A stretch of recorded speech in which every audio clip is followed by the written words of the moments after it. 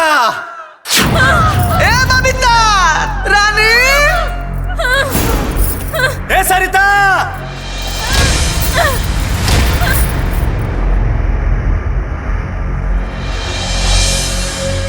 अरे बुढ़िया सरिता, बुढ़िया कहाँ हो गई तोगे? सरिता, बबीता छोटकी, अरे बुढ़िया, अरे सरिता, बबीता बुढ़िया, अरे बाबूजी, बबीता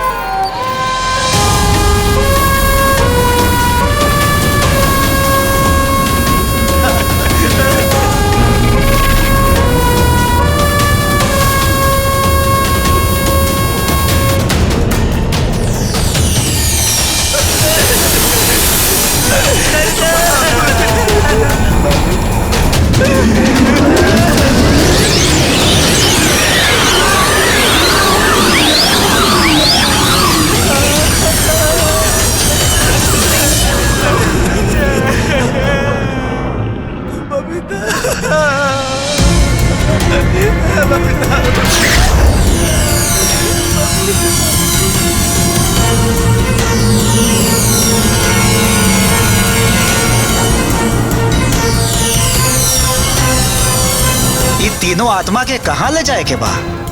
चित्रगुप्त जी के आदेशानुसार स्वर्गलोक में। वाह, अवश्य ही तीनों पुण्यात्मा हवन। अमनियों के कितना सौभाग्यशाली बानी सन कि पुण्य आत्मा ईसन प्राण के ले जाए के सौभाग्य मिलल बा। अब देखा स्वर्ग में ई लोगन के पुण्य बल कितना प्रबल रहा था।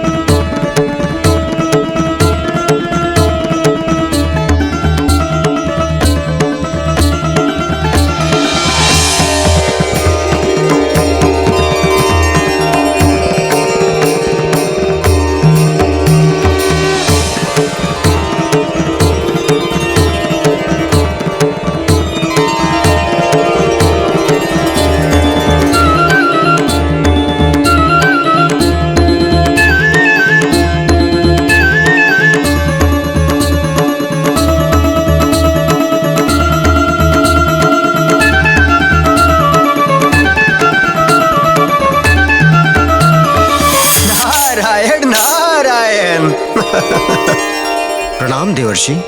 प्रणाम मुनिवर। हमार स्वर्गलोक में रउआ स्वागत बा।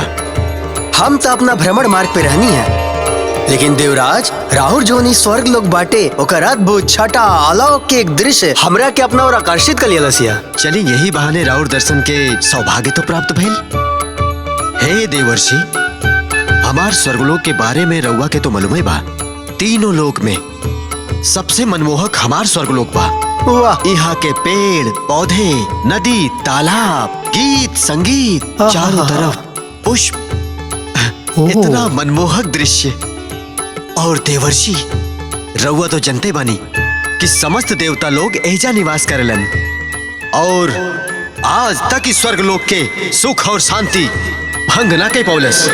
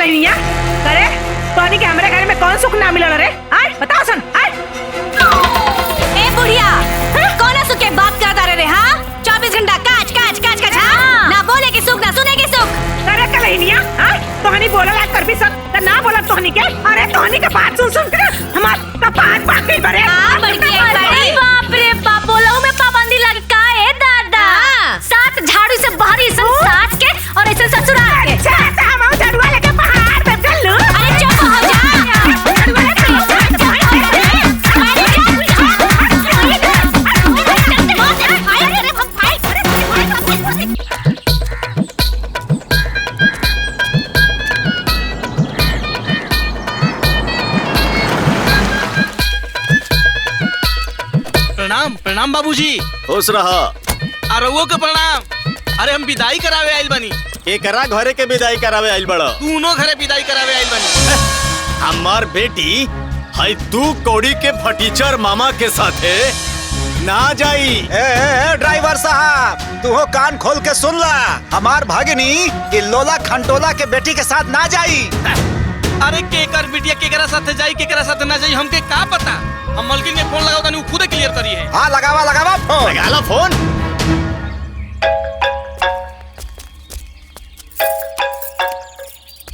हेलो, का हो पटफोरन? अरे मालकिन हम यहाँ चीन पाकिस्तान के तना तनी में एकदम फंस चुकल बनी। अरे ये दोनों पार्टी एक साथ भेजे के तैयार है ना हो। रउआ पहले क्लियर करी केकर बेटी केकरा साथे जाई या केकरा साथे ना जाई। हाँ तो कहता उन लोगन से हैं कि बंटवारा उनकरे घरे में भयल बा, अरे हमारे घरे में नहीं भयल बा। अरे उ लोग दूगो पटदार के बेटी हो की हां, बाकी पतो हमरे ही बाड़ी चल ना। कहता बड़कोला खानदान के झूठा लोग से हैं इज्जत से लोग विदाई कर दे, ना तो जैसे दामाद लोग लेवे ना गई ना वैसे ही गाड़ियों हम वापस करा दे। नौटंकी करे लोग जा। हां कह दे। ठीक बस समझाओ तनी रुको। देखा मालकिन कहली है कि विदाई करावे के पता करावो ना तो हम अपन गाड़ी लेके जाता नहीं। चल जालिम नहीं हरे लोगन तो उन्हा लोगन का यहाँ आवे का मन ना करत। आवे द लोगन के आवे तक कुल चर्बी निकालब लोगन का। काहे से कि हम जानता तू एकदम लापरवाह हो। ध्यान से जइहा, एक के गाड़ी में जाए कबा, डरिया मत। हाँ टाइम टाइम से दवाई खात रहिया। हाँ बाबूजी समझाए भी इनका के। हम सब समझा और सुनो उज्जरत मोरा सब पे एकदम ध्यान मत दिह ठीक नु। तू अपन ख्याल रखी है और अचार ना भाई संगे भेज दी है। ए मामा तू यही जा रही है जइहा मत, काहे कि माहौल कुल ठीक नहीं के यही जा। हाँ तू गाड़ी में ख्याल से जाइहा, सथवे जात हूँ। हे भगवान, जे हमर बबीता बेटी के फुसला के गलत घर में बियाह करवा देलस उनकर ध्यान रउवे राखब। अरे एगो लड़ाकिन सास के घर में बियाह करा के हमर बेटी के जिंदगी बर्बाद कर देलस रे दादा। हे भगवान, रउआ के त कुल बुझाता कुल देखता नहीं। अरे जे जैसन करी ओइसन भोगी। अरे जौने घर में हम अपन बिटिया के जुत्ती न जाए दी वही घर में हमार बिटिया के बियाह करा देलक। ई सब केहू के सजा दी है भगवान। का सजा दी है चाची? तू और तोहर भाई मिलके एकल ही सास के खुटा में हमके बांध देले लो। हाँ तू तो हमार बहन होके वही कलही के घर में हमार बियाह करवा देलू। काहे ना बंधवाई? हाँ तोहर माई तोहर मामा हमनी के जैसे धोखा देले वैसे धोखा हम दे देनी, जो जैसा उसको वैसा। ए बुझिया, अपन माई के चाल चलन मत सी बुझाइल। हाँ काहे हमार चाल में कौन खराबी बा? अगर तू अपन भाई के हाँ में हाँ ना मिलाऊ तो हम अपन बबीता के बियाह घर में ना करती।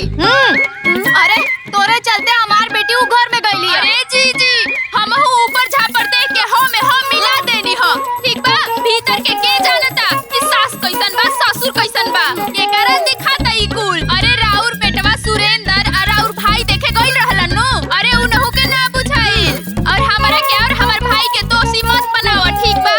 राउर बिटिया हाई बबीतवा आ सरितवा के कुल पता रहल तब तो सब कुछ जान के समझ के हम में हम मिलावलस हमर सोना जैसन बिटिया के बियाह अपन नलायक देवर से करवा देलस। काहे तहार मर्द आनहर रहे, इनका ना सास ससुर अंदर बाहर सब पता करे के चाहत रहे। देखी कैसे बोलता रही। ए भौजी अब ढेर मुंह मत खुलवावो।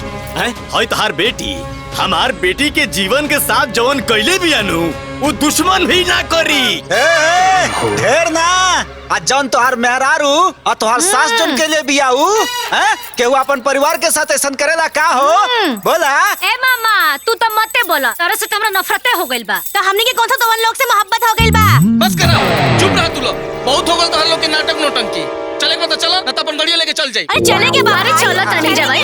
हाँ चले सुना वो लोगों से बतियावे के कोनो जरूरत नहीं है। वो लोगों के मुंह लगन के कोनो जरूरत माई कहती हम क्यों करता ना साहब अपना आपके पापा के परी समझेली। आ गई नी महारानी लोगन लोढ़ा के तरह मुंह लेके। अब रोज रोज यानी के थोबड़ा हमके देख चिल्ला ले आपके इंदिरा हासन के परी समझेली। अरे समझे नी ना पापा के परी रहे दी जब हम अपन नैहर से ससुरा के द्वार पे अकेले आ सकता नहीं तो अपन कमरा में भी चल जाए। हमके राउर और राउर घर के कोनो ऐसा आना चाहिए। अरे जहाँ हमार जुत्ती आवे के रहे ना वहाँ हम बहु बोल के आ गई। सटी मत हटी हमरा लगे से। अरे हम शान से जियल बानी शान से जिए। बाबूजी बड़ी आलू गोड़ छुए बदे हैं तो लोगन से गोड़ छुआ के ना हमनी के स्वर्ग का सीढ़ी ना मिल जाई। महारानी कैसे आलू हो?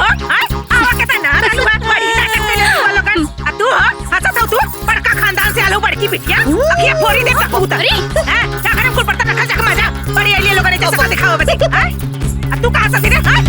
आयु बुढ़िया कहीं की अरे पाक पाक पाक भाग तू आकर अरे कैसे चुप हो जा गोल लगे खातिर तरसत ना है की क्या हो अरे जा नहीं तो बड़ा आयु को लगा देख ला है निका हमसे बुढ़िया कहते हो इनका घमंड देखा होगा तारवाली हैं?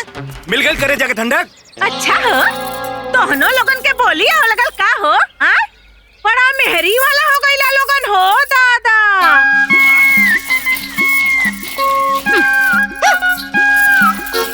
हाय देखा अब ले मसल मसल सब्जियां चिराता पता नहीं खाना कब ले बनी है भगवान। अरे हमार तो किस्मते खराब रहल है बड़का लेका कबिया भिख मंगा खड़े हो गई और छोटका कबिया बड़बोला खड़े हो गई। अरे हम अपना माई बाप के इज्जत जोगावत रानिया न तो ऐसा ससुराल में कब्बो ना रहती लात मार के चल जाई। हे भगवान जिन जानी हमरा साथे धोखा कैली ना हमरा साथे घात कैली ना वो ऊपर पड़ो। जे हमरा पे ऊपर डाले ना ओके माटी लाग जाओ और जे हमरा के भीख मंगा कहे वो भीख मंगा हो जाओ भीख मंगा। अरे तू हमरा के भिख मंगा खा लिया अरे तो हिम्मत कैसे भइल भिख मंगा कहे के? अरे तोहनी के तो मुंहे लगा बेकार बा निर्लज बाड़ी सन बनाओ लोगन ठूसा ये दोनों के दोनों एकदम चढ़बाकी ने बाड़ी सन। हे भगवान जी राहुल सामने ये दोनों झूठ ना बोलिया यही खातिर मोबाइल में रिकॉर्डिंग लगा के रख देत पानी। हाँ अब एकनी के मन में का बाना हमरा के कुल पता चल गई।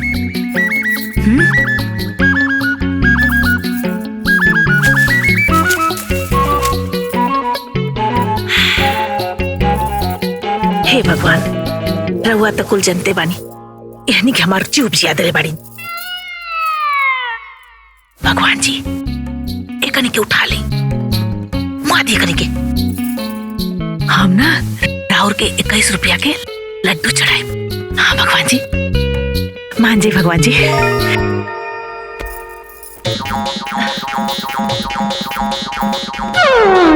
ए दादा हाँ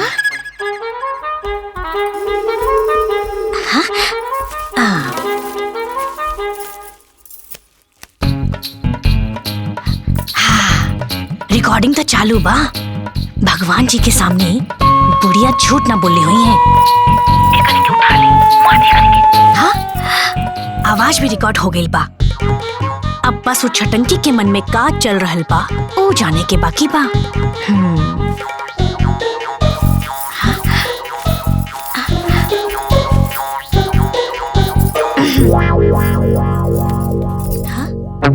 देखी भगवान जी वो बुढ़िया हमरा खातिर बेल पत्र नइखे रखले। वो दोनों जने ना हमार दुश्मन बाड़ी सन। भगवान जी वो दोनों के उठा ली। हाँ हम ना 31 रुपया के लड्डू चढ़ाए उठा ली। हाँ हाँ हरे राम हरे कृष्णा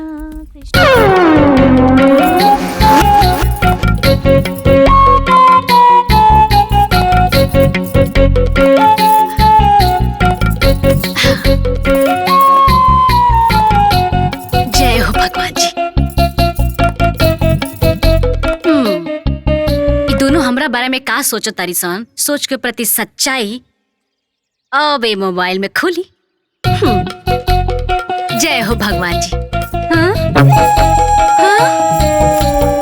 हाय दूगो फूल भगवान जी वो दोनों ना मोटकी या बुढ़िया हमरा के देख के ना थनकत तारी सन।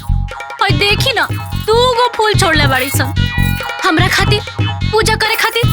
रहुआ बताई ना हमरा पूजा कैसे करब? भगवान जी एगो काम करी वो दोनों के ना मोटकी या बुढ़िया के ना मुआ दे। हम रवा के ना 51 रुपए के ना लड्डू चढ़ाई प्लीज भगवान जी मुआ दी। हाय सुनी अपना माई और भौजाई के करतूत। ले सुनी भगवान जी एकनी के उठा ली मुआ दे एकनी के। हम रवा के ना 51 रुपए के ना लड्डू चढ़ाई। बताई जी अरे के कर पता अपना सास के मुंह खातिर मन्नत मांगी जी। वो बुढ़िया 21 रुपया के और वो छटंकी 51 रुपया के लड्डू चढ़ावा के कहा दिया। वो काहेला राउर मेहरारू के मोला पे। अरे रवा मर्द है कि का है जी? अरे हमरे पति घर में का चल रहा बा कुछ पता बा? हम कबो कुछ बोलने बानी केहू के केहू से कुछ कहले बानी हमार मौला के इंतजार करता सब लोग। झगड़ा झंझट तक ठीक रहे, बाकी हमरा मेहरारू के मुआवे खातिर मन्नत मांगता लोग। ये बर्दाश्त से बाहर हो। ये बात के फैसला हो के रही और सब केहू के जवाब देवे के पड़ी। अब वो लोग के हम बताई जौन लोग 3-5 करत हुवन ना। तो रुक, वो लोग के हम बतावत हई। आप भोला कहाँ बड़ा था रे? देखा बड़े बुलावत हवा बाबूजी, आज कुल फैसला होइए जाई। जाई? कहाँ बड़े? निकल बाहर। जोरू के गुलाम बन के बड़ा था। क्या जोरू के गुलाम है? तू हवे और तोर भाई का बोला तड़ा हो? अब बोला। अरे तोहन लोग के मेहरारू जौन करत है ना ठीक ना करत है। अब हम जौन कहत ना तवन सुना, जौन है छोटकी है ना माई और हमर मेहरारू मारे के प्लानिंग में बाई। ये तो हम पूछे आई नहीं है, हमारा नहीं के बुझात कि कौन पतो अपन सास के मरे खातिर पूजा पाठ करेले। ए बाबूजी, माई के साथे साथे ना भौजियो तो हमरे मेहरारू के मरे खातिर दुआ मांगत ताड़ी। ऐसन करे के चाहला का? अच्छा, हमरे पास रिकॉर्डिंग भी हो। तार मेहरारू जौन कइले बड़ी ना, ओहू के रिकॉर्डिंग हमरा लगे बा। हां त हमरा हम पास रिकॉर्डिंग बा, केहू झुठला ना सकी।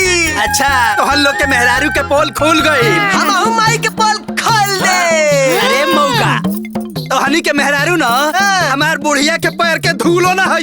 अरे जी रउआ चुप रही। अरे अब पहले तो हम कुछ ना कल रहनी है, लेकिन आज खुल के कह रही हे भगवान, हे शंकर भगवान, उठा लो तू लोग के उठा लो। मुआ दे कनी के मुआ दे। ए बुढ़िया, हमरा के श्राप देलू ना तो ठीक ना होई। क्या होई हो? जे कहेगे बा एकरा के काहे कहे? ए उठा नीचे हटी तरह। तू दोनों जना हमरा के मुंह के कहे के देखा। तू दोनों जने के नानी ना याद दिला दनी तो हमरो नाम सरिता ना। हां तो अभी याद दिलावा ना, हम तो अभी कहा तानी। ए भगवान जी, दोनों के उठा लो दोनों के उठा लो। ते बाहर रवा के दुश्मन रे, तोरा जैसन बहन उफाड़ पड़ो। और बुढ़िया हाउ चल ते बुढ़िया हमर मरे के भगवान से काम ना करत रले ते ही मर। ए भगवान जी, तू के मुंह आता। अरे तू तो मंदिर में आरती उतार रहलू है ना, तू बोला के प्रार्थना कर जो भगवान से। हट जाओ सामने से। हमरा बात नहीं आवत है कि अरे बुढ़िया हाथ लड़ो साना हाथ छोड़। आज तोनी के बारे में पूरा गांव जवार का नाम बता दनी तो फिर कहिए अच्छा हो। अरे ते का बताई बे, हम बताई भाम रुक जा। अरे जा पड़ी तो जो सन। आज तो होने के लायक नहीं है, हम काहे अरे चुप बढ़िया, हम पूरा गांव के बताई। चल चल चला सन। अरे आओ हम तो कहा थे कि वो पीछे पीछे आवता नहीं हां तहार। आ जा भी सन, रुका सन। अरे जब से तो हनी के मेहरारू ए घर में आई बड़ी सना, बात हो गइल बा। का बोले हमरे से लड़े पड़े में ही जा। ए बुढ़िया, एकरी लेखा हम आज ले देखले नहीं की।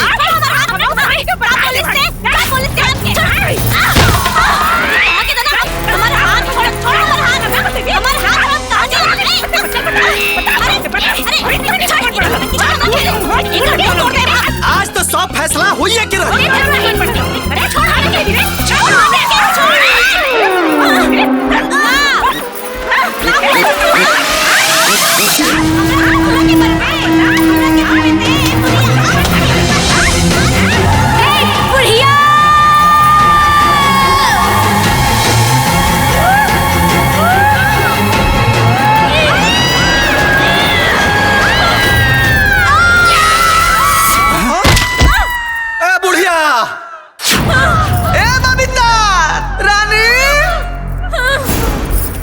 सरिता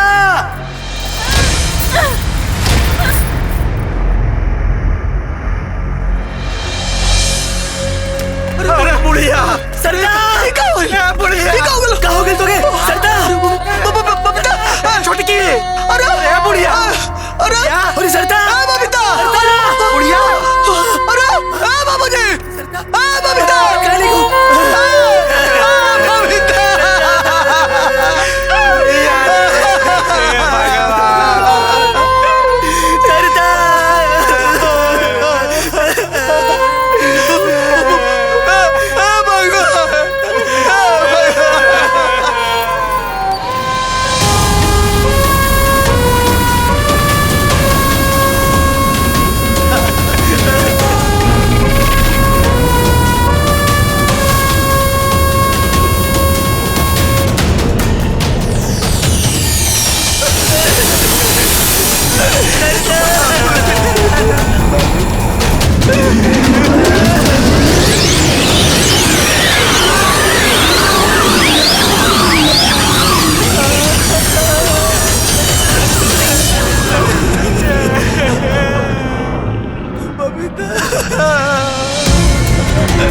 ये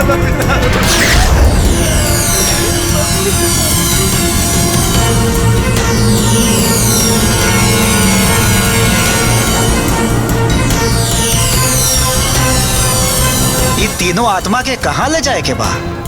चित्रगुप्त जी के आदेशानुसार स्वर्गलोक में। वाह, अवश्य ही तीनों पुण्यात्मा हवन। अमनियों के कितना सौभाग्यशाली बानी सन कि पुण्य आत्मा ईसन प्राण के ले जाए के सौभाग्य मिलल बा। अब देखा स्वर्ग में ई लोगन के पुण्य बल कितना प्रबल रहा था।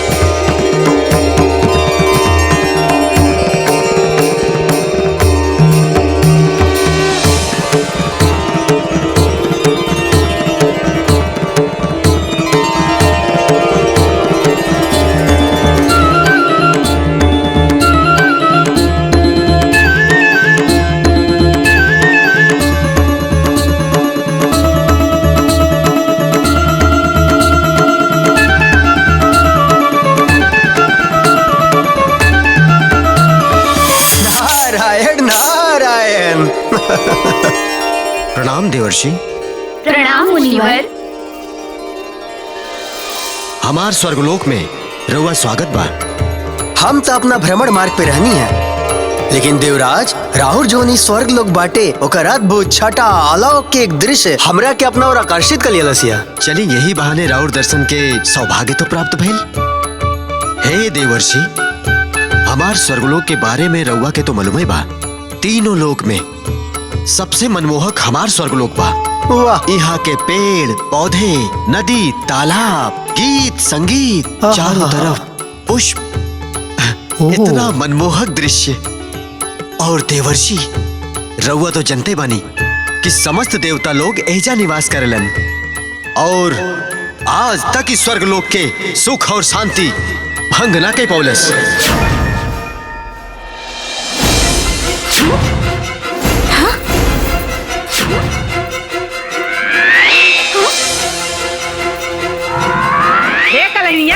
करे पानी के हमारे घर में कौन सुख ना मिलल रे? आय बताओ सन। आय ए बुढ़िया, कौन सुख के बात करता रे? हाँ, 24 घंटा काच काच काच काच। हाँ, ना बोले के सुख ना सुने के सुख।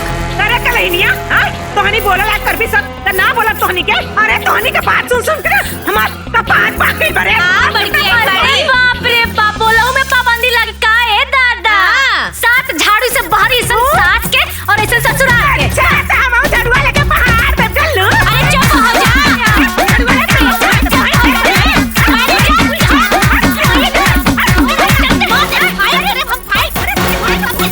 का है सब? तू लोग यहाँ कैसे आ गई लो? हमनी के यहाँ कैसे? यहाँ कैसे?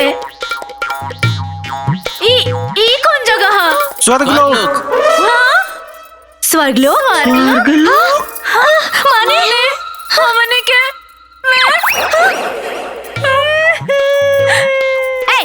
रवा काहे रोता नहीं? अरे परेशान काहे होत बाड़ू? मोनी तो मोनी, बाकी स्वर्गलोक तो आ गई नी। चलिए लोग कहाँ? देवराज इंद्र के समक्ष।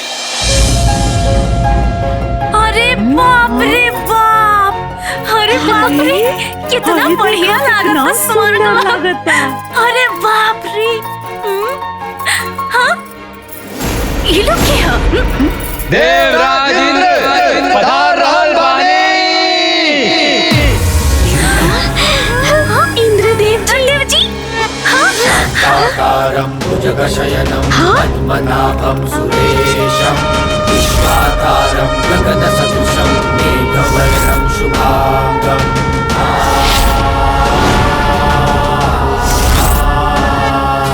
शाकाकारं भुजगशयनं पद्मनाभं सुरेशं विश्वाकारं गगनसदृशं मेघवर्णं शुभांगं।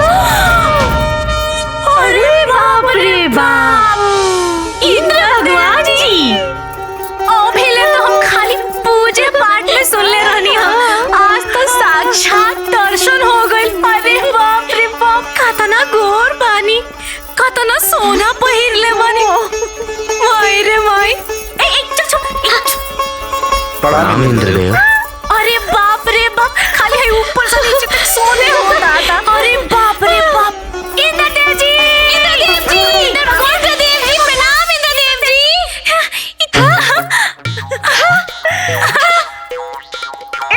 इंद्र भगवान। सुनी ना, बाकी रवा ना एगो काम बहुते गलत कह देनी जी। अरे का जरूरी रहल ब्राज में इतना बरखा बरसौला के? बेचारी कुल कितनी गाय सन बह गई। अरे यही से तो किशन भगवान अपन कानी अंगुरी पे वृंदावन पर्वत के उठा के इनका घमंड तोड़ दिले। यही से तो राहुल ना धरती पर ना मंदिर ना बनेला, पूजा होला। मूर्ख मानव, बंद करा अपन मूर्खता। अब रउआ कौन भगवान जी है जी? बताई बताई। बोलिए। अग्निदेव। अग्निदेव। गोड़ लगा तनी। अरे अग्निदेव, रउआ इतना खिसियात काहे बनी जी? अच्छा रउआ बताई, काहे में इंद्र भगवान की गलती बा कि ना बा? बोली। अब काहे चकपका गई नी जी? बोली बोली। हाँ। के हऊ तू लोग? अरे रउआ कौन भगवान जी है जी? बताई बताई। हाँ बोली बोली। वरुण देव। अरे पानिया वाला भगवान जी। गोड़ लगा। जानता नहीं वरुण देव, हाई दोनों कमीनी सन ना हमारे पतो हैं। हाँ। आई बुढ़िया, हमनी के साथ हई। मृत्यु लोक में सास और बहू के रिश्ता ऐसने होखे लगा। अरे इंद्र देव, अरे नीमन रिश्ता खातिर ओ लायक पतो होता होके के चाहिए। सासू तो होए के चाहिए। अरे हाय देखा हो, अरे कितनी सुंदर बाड़ी जा हो। अरे रंभा जी, उर्वशी जी, मेनका जी, अरे बहुत सुंदर बाड़ू लोग हो। देखा अरे कितनी सुंदर बाड़ी लोगन। खाली लिपस्टिक पोत लेला से क्यों सुंदर ना हो जाला? ये लोग सुंदर बात का हमरा माता के खेल निकाली लोग। अरे सुंदर वालो तो अपना घरे रहो लोग, हमनियों के ना अपना बजट में सुंदर है बानी जा। तब का दोनों लोगन के हर बात में आपस में लड़ाई, ये उपद्रव का है? अरे इंद्र भगवान जानता नहीं, अरे रउआ सुने ना तो जैसे हमार कपार हिल गइल बा, रउरो हिल जाई है। तो सुनाई ना। तुझे सुनाई और सुनी। देख लही भगवान जी, देख लही। अरे हमरा बोले से पहले यानी के करजा में आग लग गई है। और हाई बड़की के तो पूरा खानदान एक नंबर के छोटा। अरे हमार बेटा के ब्याह में 4 तोला के सिकड़ी तय रहे। जानता नहीं इंद्र भगवान, ये हवा होता है कुछ पलट के गई ना। हे भगवान, ये बुढ़िया तो झूठ बोले के कारखाना हो गई बाड़ी, सिकड़ी तय ना रहे। अच्छा ते इंद्र भगवान का क्रिया खा के तो कहते रहे हो क्रिया? खाली इंद्र भगवान के ना, पूरा देवता लोग के क्रिया खा के कहा तानी कि सिकड़ी तय ना रहे। ए बुढ़िया, ना तो हमार माँ इतना कुछ देले बाड़ी, एक सिकड़ी ना देती। बता इंद्र भगवान जी, अरे कमीनी के मामा हमार बियाह बुढ़िया के घर में करा के हमार जिंदगी बर्बाद कर देला है। ए इंद्र भगवान, ये हमार बहन होके हमरा मामा के बदला हमरा से लेहलस, ई बुढ़िया के घर में बियाह करा के।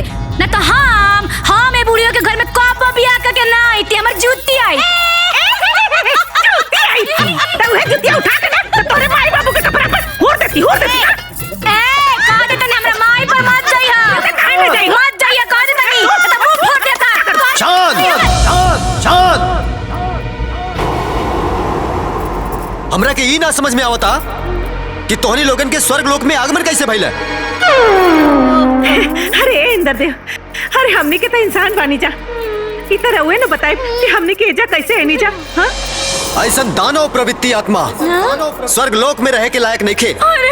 यमदेव के हमरा समक्ष उपस्थित कैल जाओ।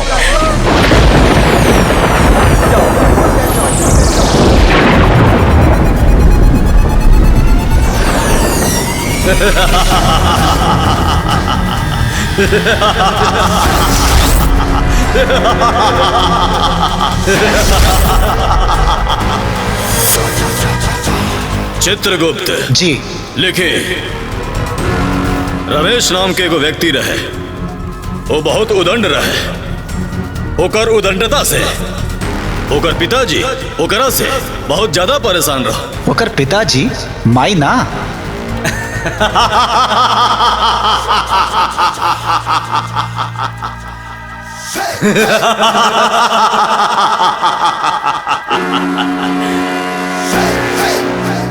चित्रगुप्त, तू तो कितना बड़ा नटखट बड़ा।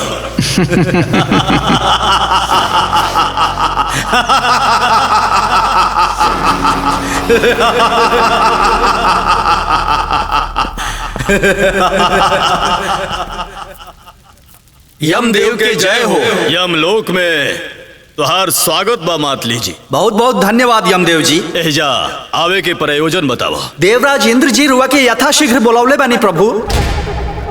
देवराज के बुलावा यमदेव के।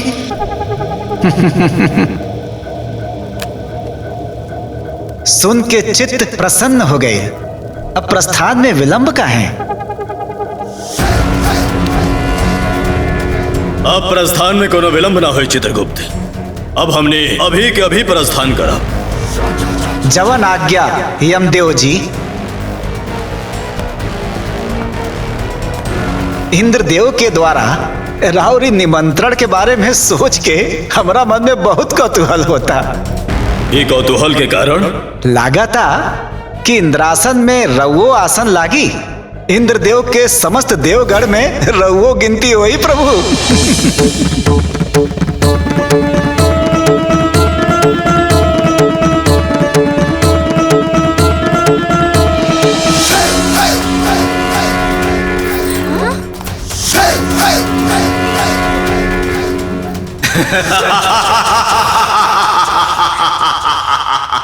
यम है हम।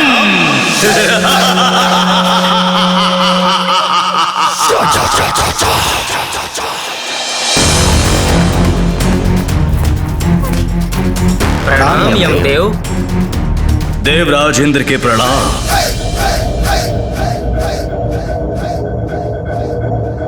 आसन ग्रहण करिए यमदेव।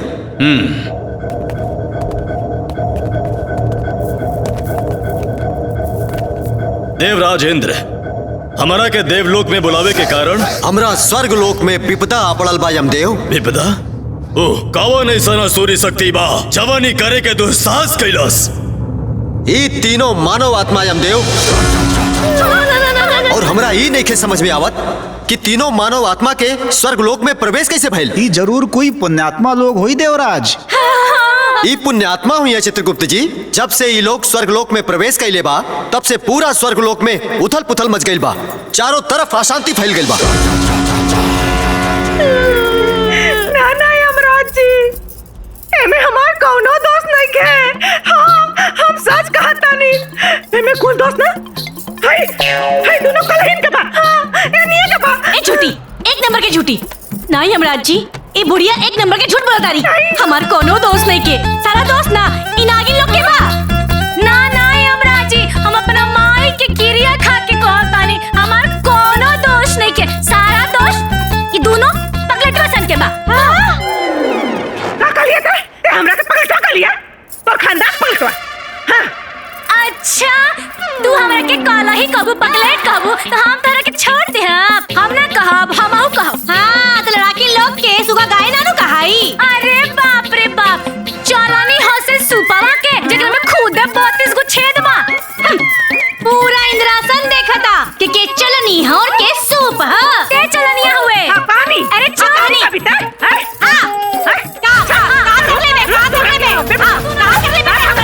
अरे ई का करत बा लोग?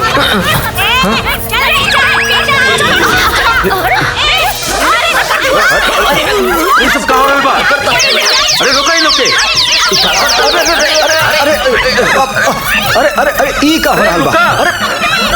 अरे अरे अरे अरे का हो रहा बा? सुनी। नारायण नारायण देवराज, आपके स्वर्ग लोक में तो अत्यधिक शांति बाटे। ओह,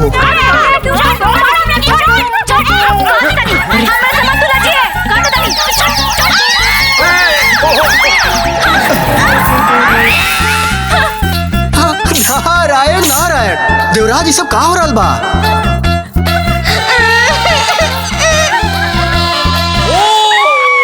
अरे हटी यहाँ से, हटी। दुष्ट मानव, तोहनी लोगन के स्थान स्वर्ग लोक में नहीं क्या हो सका। चित्रगुप्त जी प्रभु। ये दुष्ट आत्मा लोग के कर्म फल के हिसाब से नरक लोक में मिले वाला यातना के बारे में बताई। क्षमा करें प्रभु, हम अभी संशय दूर कर देता नहीं।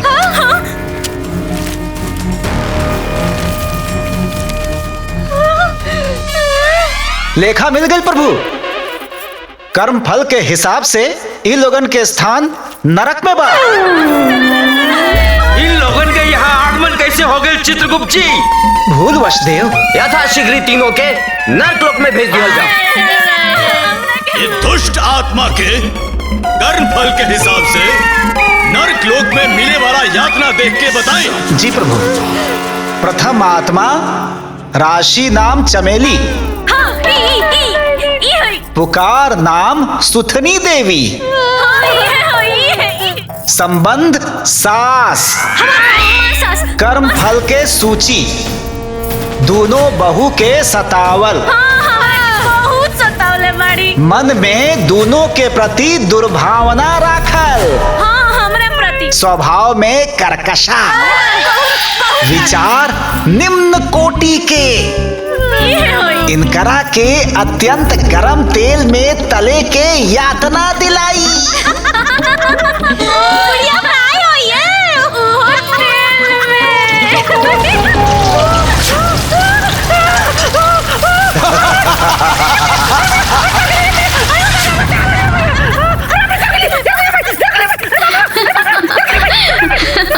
भगवान जी, ये सब झूठ हुआ। हम क्यों के नहीं के सतावले बाड़ी? नहीं, झूठ बोलत दिया। हमरा के बहुत सतावले बाड़ी, हमरा माई के बहुत गरियोले बाड़ी। हां यमराज जी, ई झूठ बोलत तारी। हमरो के सतावले बाड़ी, हमरो के गरियोले बाड़ी। बुढ़िया अरे कमीली, तेरे घर को बिता। देखी सुनी, फिर से घर की गरियाना तारी, कमीनी कहा तारी देखी। ना ना भगवान जी, अरे इसको हमारे संगे अन्याय होता। वो जो हमारे धरती पर जा साहब पड़े ना, वो बिना सबूत के सजा ना देवेला। तो ये चित्रगुप्त जी, रउआ जो सब बन के सजा सुनाओ तानी ना, रउआ लगे का सबूत बा कि हमें यानी के सतावले बाड़ी? हमनी के यहाँ से मृत्यु लोक के हर जीव के हर कर्म पे नजर रखिला सा। नजर रखिला? कैमरा लगौले बाड़ी का? ई का होता?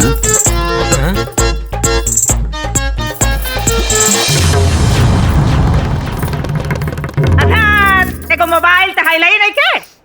कैमरा कहाँ से लगवा देगा? अरे इतना दूर से धरती पर कहाँ से लौकी जी?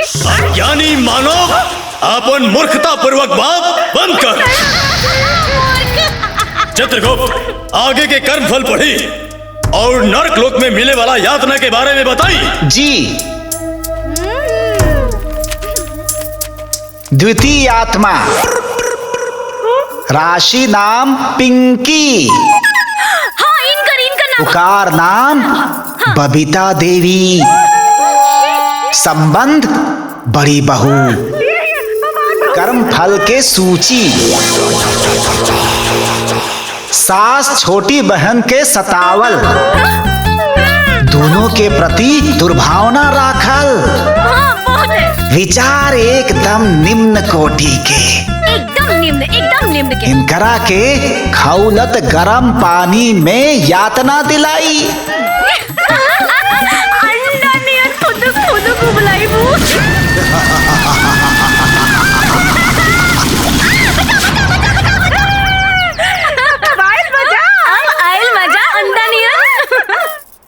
ना भगवान जी ऐसे ना चली। हम तो ई बुढ़िया से एगो गलत काम कैले बानी तो बराबर के सजा काहे? हां ना ना भगवान जी, ये ना हमरे दाल में एकदम बेसी नमक डाल रही है और ना हमारे सब्जी में बेसी मिर्च डाल रही है। ई तो लिखाइले लिखे एकरा के लिखे। हां यमराज जी हमर लिपस्टिक चोरौली, हमरे से साड़ी मंगली देखे खातिर साड़ी फाड़ के देहली। ई हो लिख के रवा ते चुप तू कोनो जज होगा जे यो कहा सुनी। हां हम जे कहब ई लोग के उतारे के पड़ी। शांत हो जाओ। हर जीवन के कर्म के लेखा जोखा रखे के उत्तरदायित्व सिर्फ चित्रगुप्त जी के यहाँ।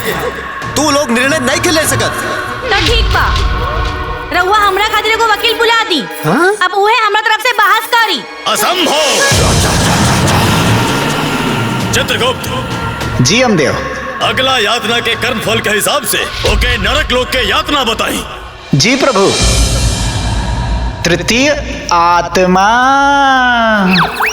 राशि नाम सुगनी, पुकार नाम सरिता देवी, संबंध छोटी बहू, कर्म फल के सूची सास और बड़ी बहन के साथ दुर्व्यवहार, अति घमंड, मन में दुर्भावना, विचार अति निम्न, ए जीवात्मा के जिंदा आग पर भूने के यातना दिलाई।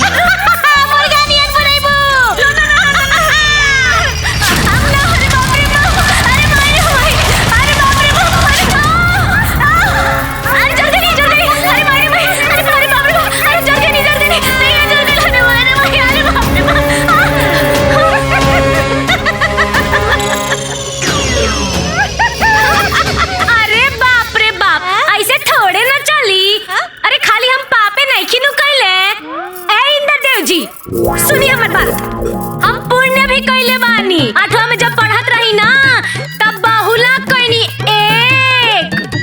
देखी और सुनी अनंत चतुर्दशी कैनी 2 और सुनी अपना माई के साथे गंगा नहाए गइल रहनी 3। झूठ बोलतिया।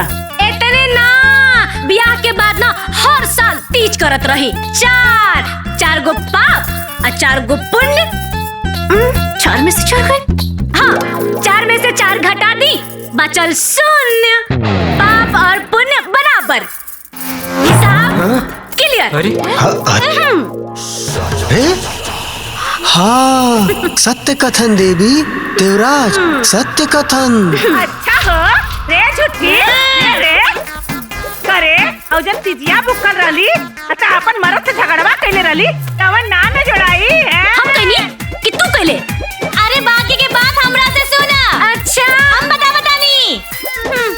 जहिया बहुला भुगले रहलू हा कचुरा के रसगुल्ला ना खाइले रहलू हा और अनंत चतुर्दशी के दिन पंडित के खाना खाए से पहले ही खाना खा लेलू हा। हम खनी वो कहां जड़ाई। हम खनी तू खाइलू तू खाइलू। अरे हम इसे झूठ बोल के अपना मरद से झुमका करौले रहे सजा मिली। ए बुढ़िया चुप, तू दोनों के दोनों ना झूठ बोल कर इनका मुंह देखा। ते झूठी झूठी ते झूठी ए झूठी ए बुढ़िया ते झूठी। जा जा बड़ी एलू बोले वाली जा जा कपार ना फाड़ दे तो दिख लो। हमरा माई के बारे में कपार फोड़ दे। अब देख डराइम ना छोड़ दे हमार कपार ना फाड़ दे तो दिख ले। मार के फोड़ दे, मुंह तोड़ दे, कान तोड़ दे। मार मार मार के दिखा। अरे का हो रहा है? अरे कि रोकी इनके।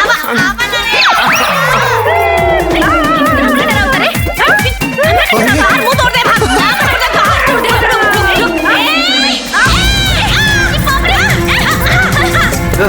ते हमरा कमर पे मार ते आवा ते आओ। अरे ते आवा ना। काले ऊपर ये है तो लगन का हे वरुण दे हटा हम चढ़ हटा। अरे आवा ना। आवा अरे चुप, बड़की आइल बाड़ी। बर्फ का बर्फ हो गया आवा। वरुण देव के अस्त्र चीर दे त हमरे लगे वायुदेव के हथियार बा मार के कपारे फाड़ दे हम तोहर। हमारे हाथ में चंदर देव का हथियार बा भोग दे। अरे आवा ना आवा, अरे ते आवा। छोड़ दे तू दोनों के, छोड़ दे। शांत हो जाइए, शांत हो जाइए, शांत हो जाइए।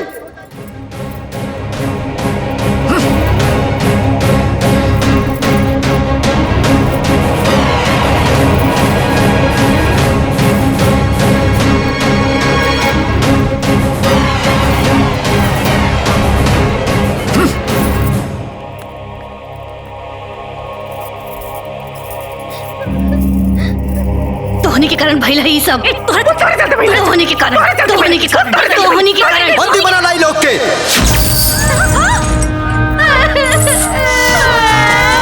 अरे भाई हम कुछ ना कहनी होई कहनी। ई लोग के नर्क लोक में ऐसा यात्रा देवे के तैयारी करा कि कोनो भी जीवात्मा स्वर्ग लोक में ऐसा अशांति फैलावे के दुस्साहस ना कर सके। हाँ, सही कहा था। हम कुछ ना कहनी। ले जाए लोग के।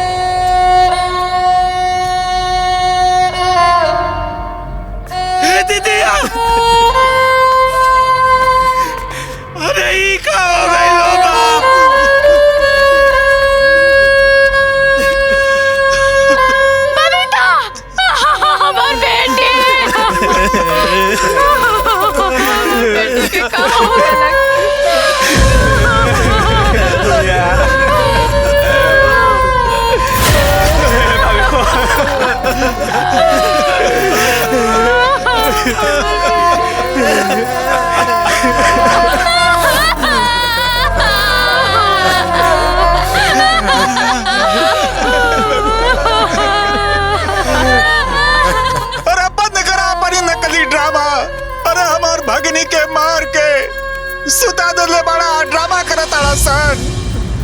हमरा बेटी के खा गई लेते हैं? ना छोड़ब, केहू के ना छोड़ब। हम पुलिस के बुला के ले आए, सबके जेल करा दे, सबके फांसी लगवा दे बाप। हाँ। दुआरी पर 3-3 ठो लाश पड़ल बा, अतोहन लोग आपस में झगड़ा करके हंगामा करत हवा। हंगामा नहीं करत हम, रउआ लोग हमार बेटी के मुआ देने का हम यो न करी। बाप के करेजा फाटता ना। हम आखिरी सांस दे लड़ब, आखिरी सांस दे लड़ब, बाकी इंसाफ लेके रहब। अरे ये तीनों के मौत में परिवार के कोनो गलती नहीं खे। अरे छोड़ा। अरे कैसे नहीं के गलती? आखिर 3-3 को मौत एक साथ कैसे हो सकता? ये तीनों झगड़ा करत करत छत से गिर के मरली है। हम अपने आंखें से देखली है। छत पर से गिर के मर जाई हंसन। इस षड्यंत्र ना हता का। ये लोगन के झगड़ा से पूरा गांव परेशान रहल हो, सब जानत बा। समझ गईला, कुछ बतावे के जरूरत नहीं बा। अरे सुनी, मृत शरीर के बहुत देर तक ना रोक करके रखे के चाहिए। अब एकरे क्रिया कर्म के तैयारी करी। चली रोई ना।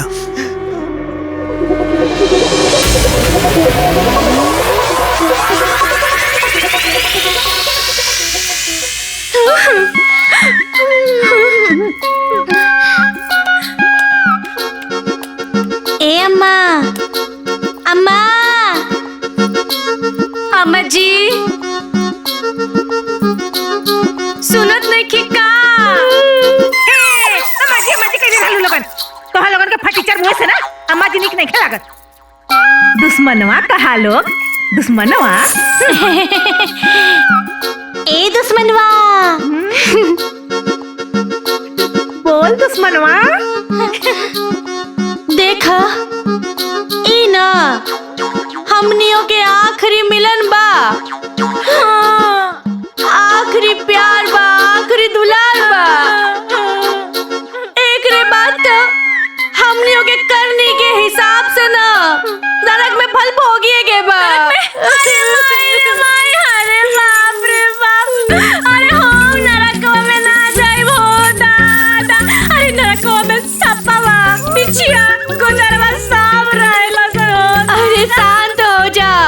ओए जो मकड़ी हो रहे हैं।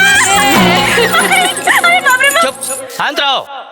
शांत शांत के लिए रहला हो क्या शांत शांत शांत करल कराला। अरे हमनी के सास पतो का बोलल बतियाई कठिन के लिए पड़ला नहीं तो एक तो हाथ और गोड़ में बेड़ी डाल देने बाड़ा, मुंह पे ताला मार दो। ई कोनो बात है कि हमने के बोले नहीं के देता। हां देवराज इंद्र के आदेशानुसार स्वर्ग लोक में शांति कायम करे खातिर ये तीनों जीवात्मा के अलग अलग रखल जाओ। आज्ञा के पालन हो।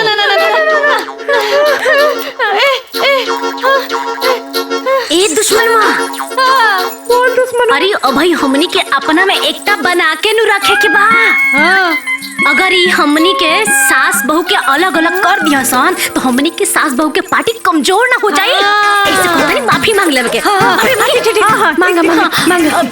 हे स्वर्ग लोक के देवता महादेवता लोग हमनी के चिलम चिल्ली ना करब। राइमाम शरणागतम।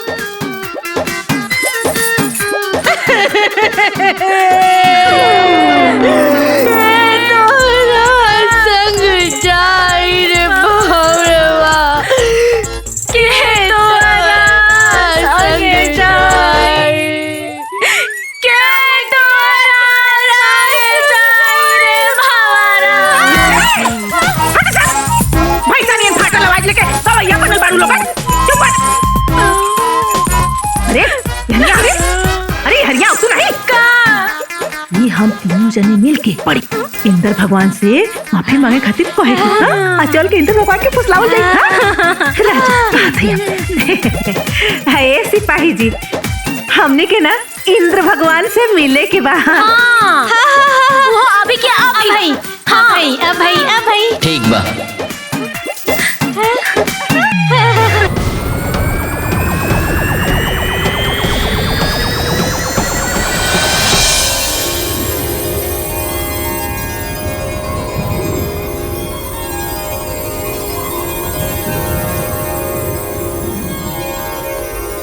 चलो चलो चलो। बाप रे बाप। प्रणाम। इंद्रदेव कहाँ बानी? भंवर लोक में बानी। चलिए।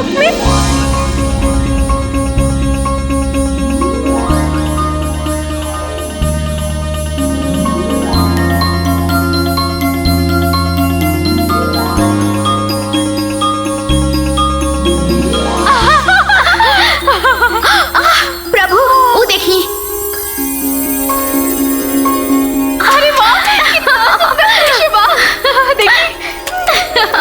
आई।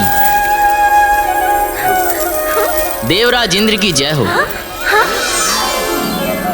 इंद्रदेव की जय हो। यहाँ पे ई लोगन के आवे के का उद्देश्य बा मातली? प्रभु ई लोग और दर्शनाभिलाषी है। तुम्ही हो माता पिता, तुम्ही हो बंधु सखा, तुम्ही हो नैया, तुम्ही खेवैया, हम है याचक दाता, तुम्ही हो। का बात बा मानव? हे इंद्रदेव हमरा धरती पर ना जेकरा के भी मौत के सजा सुनावल जाला ओकरा से ओकर आखिरी इच्छा जरूर पूछल जाला। हाँ रउआ तो महान है, भगवान है। रउआ तो दयालु है, कृपालु है। तो का इंद्रदेव हमनी से हमनी का आखिरी इच्छा ना पूछब का रउआ? नाना देवराज ये लोग बहुत दुष्ट प्राणी लोग बा। ई लोग के मन में धूर्तता है। ई लोग पे भरोसा कईल अनुचित बा प्रभु। अरे रंभा बिटिया, अरे तू तो हमारे बिटिया जैसन हो ना। तो का तोहरा के अपने माई पर भरोसा नहीं खे? ए मेनका तू तो हमार बहन जैसन हो। वो कहा ना कि हमार फुआ की बिटिया के नाम ना मेनका है, तो हम उनका के मेनका मेनका मेनका बहन कहत रहनी है। बड़ बहन की लाज रख लो मेनका बहन। उर्वशी सखी, धरती पर हमरो सखी के नाम ना उर्वशी है। आ तोहरो नाम उर्वशी बा तो तू आ हम सखी सखी भइनी काका इतना बड़ा स्वर्ग में हमनी के आखिरी इच्छा ना पूछल जाई भगवान। हाँ प्रभु ई लोग के मनोकामना पूर्ण करी। नारायण नारायण। प्रणाम देवर्षि। प्रणाम मुनि ऋषि। देवराज, आज पहली बार जीवात्मा परमात्मा से याचना कर रहल बा। रउआ अपने उदारता के परिचय दे। तोहनी लोगन की आखिरी इच्छा का बा मानव? बोल प्रभु, हमने के आखिर तो नर्क में जाही के बा। तो एक बार, बस एक बार ना इस स्वर्ग के ना सुख दे दी। हाँ प्रभु, स्वर्ग के सुख दे दी ना। ये तीनों जीवात्मा के नर्क गमन से पहले ये बंधन से मुक्त करके स्वर्ग के सुख देवल जाओ। जो आ गया देवराज। नारायण नारायण। स्वर्ग के मोरी मैया रे।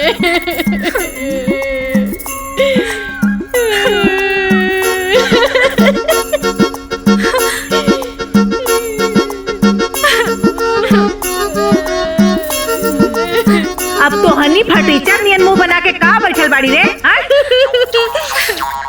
हमके गरम पानी में नहीं के उबले के।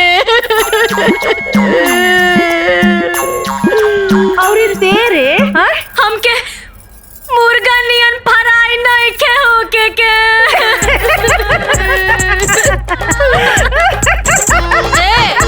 पगला गइल बाड़ी का? ए बुढ़ियो, ढेर हंसा जान। तू फराई होकू तेले में। हाँ, हंसला हंसला। अरे आप केहू फ्राई उराई ना हो यहाँ। काहे? यमराज तो रिश्तेदार बाड़े का? अरे हम यमराज के माई हई। हे जाइबू लोगन के वजह से कुल बता दे। यहाँ आवा लोगन। बोल। इधर कर लियो। हाँ?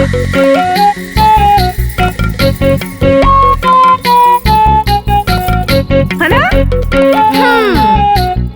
नहीं चलेगी, नहीं चलेगी। ठहर जाओ। ठहरिए। देवराज इंद्र के आज्ञा के बिना इंद्रलोक में प्रवेश वर्जित बा। प्रवेश वर्जित बा। नहीं चलेगी, नहीं चलेगी। तानाशाही नहीं चलेगी, तानाशाही। अरे इंद्र भगवान तो है नहीं देखे। इंद्रदेव तो है ही नहीं खे। अरे इंद्र भगवान, बोल बोल बोल बोल बोल। सास बहू का नारा है, सुनो मांग हमारा है। इंद्रदेव करो न्याय, नहीं सहेंगे अब अन्याय। अभी हंगामा काहे होता? ऐसे कि स्वर्ग लोक पे हमनी के साथे अन्याय होता। नहीं सहेंगे, नहीं सहेंगे, नहीं सहेंगे, नहीं सहेंगे। स्वर्ग लोक में अन्याय असंभव। तोहनी लोगन के तो नर्क लोक में होके के चाहिए। काहे जी? हम लोगन के नर्क लोक में काहे होके के चाहिए? काहे कि तोहनी लोगन के स्थान नर्क लोक में रहे। अच्छा, तो हमनी के एजे काहे के लिए आवल गए? हाँ, बोली बोली। ये चित्रगुप्त जी के त्रुटि से भइल बा। बनी रहुआ असली पॉइंट पे।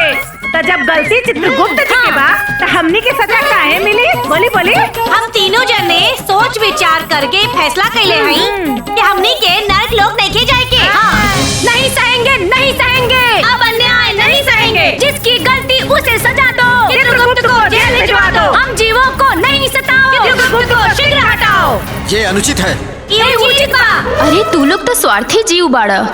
हमनी के देवराज इंद्र से विनती करके तोहनी लोगन के स्वर्ग लोक के सुख देनी सन, परंतु तू लोग आज दानव के जैसन हमनी के साथ छल कैलू। अरे रूपवती, और जन हमनी लोगन के संगे होता, उ रउआ लोगन के नहीं थे लौकत बा का? अरे जे जौन करी उहे नु भरी। एहो उर्वशी, हमनी के स्वार्थी कहतारू। अरे धरती पे 3-3 दिन बिना अन्न जल के देवता लोग खातिर उपवास करीले का? देवता लोग हमरा खातिर उपवास करीले का हो? ए मेनिका जी, अरे हमनी के स्वर्ग के सुख दे के कोनो एहसान नहीं खु कैले बुझलू। अरे जब हमनी के स्वर्ग में स्थान मिलल बा, तो सुख तो देव ही करी। अरे इंद्रदेव जी, ये न्याय और अन्याय के बीच का लड़ाई हो। ये सब तो असत्य के बीच की लड़ाई हो। जब तक हमनी के न्याय ना मिली, झगड़ा जारी रही। नहीं सहेंगे, नहीं सहेंगे। अब अन्याय नहीं सहेंगे। स्वर्ग वालों हो सावधान, निकल पड़ा है अब इंसान। नहीं चलेगी, नहीं चलेगी। अब मनमानी नहीं चलेगी। न्याय होगा, न्याय होगा। अब हमारे साथ न्याय होगा। नहीं चलेगी, नहीं चलेगी। अब मनमानी नहीं चलेगी, नहीं चलेगी, नहीं चलेगी। अब अन्याय नहीं चलेगी। अब का हुई इंद्रदेव? उर्वशी, हम हमरा के तो लगत बा कि हमार इंद्रासन संकट में बा, काहे से कि मानव अपना रौद्र रूप में आ गइल बा। अब आपे लोगन के ई दानव प्रवृत्ति वाले मानव के समझावे के पड़ी। जो आज्ञा प्रभु। नहीं चलेगी, नहीं चलेगी, तानाशाही नहीं चलेगी, नहीं चलेगी, तानाशाही नहीं चलेगी। हरदम यही कहना है, स्वर्ग में हमको रहना है, यही बना के आएंगे, स्वर्ग से हम जाएंगे। सास और बहू की जोड़ी अब नहीं जाएगी कोई। हे देवी, हमनी के इंद्रदेव से ई आदेश मिलल बा तोहरा लोगन के मन स्थिति जाने के। अपन परिस्थिति स्पष्ट कर लोग, तोहनी लोगन के का मांग बा? मेनका जी, मन स्थिति ना एकदम खुला किताब बा, मांग एकदम क्लियर बा। का दुश्मनवा? हाँ दुश्मनवा। ए मेनिका जी, हमनी के बहुत कुछ ना चाही। हमनी के सास पतो आ देवरानी जेठानी के ना इस स्वर्ग के कोनो कोना में ना एक छोटा सा घर चाही, और साथ ही ना राशन पानी बर्तन बनाए खाए खातिर। और यदि ये सब ना मिलल तो तब पूरी करो हमारी मांगे पूरी करो। अंतिम दम तक होगी लड़ाई, स्वर्ग में अब होगी लड़ाई। अरे तू लोग कितना रंग बदला ताड़ू हो? हमनी के धरती पे एक ही प्राणी गिरगिट बनौनी सन, और तू लोग गिरगिट से भी 4 कदम आगे निकल गई हो। और काल तक तो सास बहू में शत्रुता रहे और आज मित्रता हो गई। ए रामा, तू हमनी के साथ पतों में बोले वाली हो केलू के हो? तनका सा तोहन लोगन का तारीफ का कर देली, चढ़ गइलू कपारे पर नाचे लगलू लोगन। अरे तोहन लोगन त हमरे पतोइया के गोड़वा का धोनो नहीं है बारू हो। देखा त चटक लिपस्टिक लगा के गोल लक लक चमकत बारी सन हो। अरे तोहन लोगन के गतिया पर ना हमरे पतोहियन के बैठे के चाहिए। लाखों में एक बाड़ी हमार बहू रानी लोगन। बड़ी ऐली ना ते।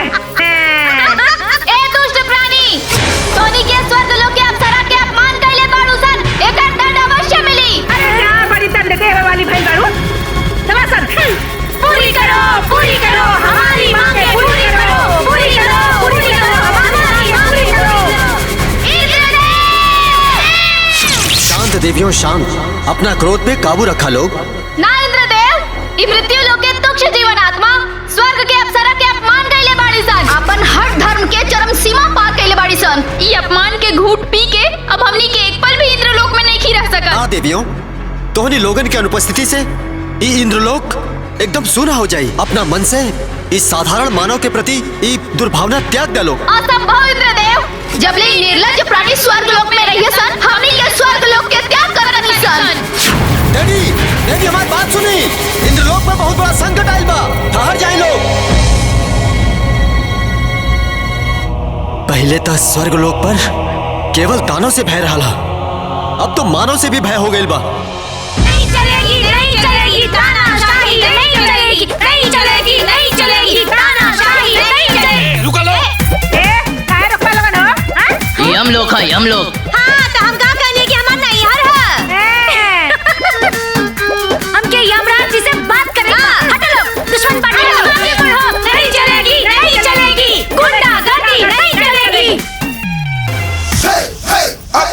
नहीं चलेगी अपमानी नहीं चलेगी गुंडागर्दी नहीं चलेगी। ये जुर्म है, ये अत्याचार है, ये कैसी सरकार है? अरे मूर्ख मानव लोग, इतना भी नहीं खिजानत कि यमलोक में मानव के प्रवेश वर्जित बा।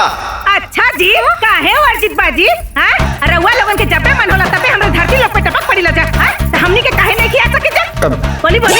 हाँ, इतना नियम कानून बा, तो काहे ना बहरिया बोर्ड लगवा देहनी हा कि अंदर आना माना बा। ए यमराज जी, सबसे पहले ना ई चित्रगुप्त जी के हटाई। वो कहा कि तारा लफड़ा के जड़ बा ना, ई है रानी, और सगरो काम ना इनका वजह से ही गड़बड़ाइल बा। चित्रगुप्त जी, गद्दी छोड़ो। चित्रगुप्त जी, इस्तीफा दो। चित्रगुप्त को रिटायर करो।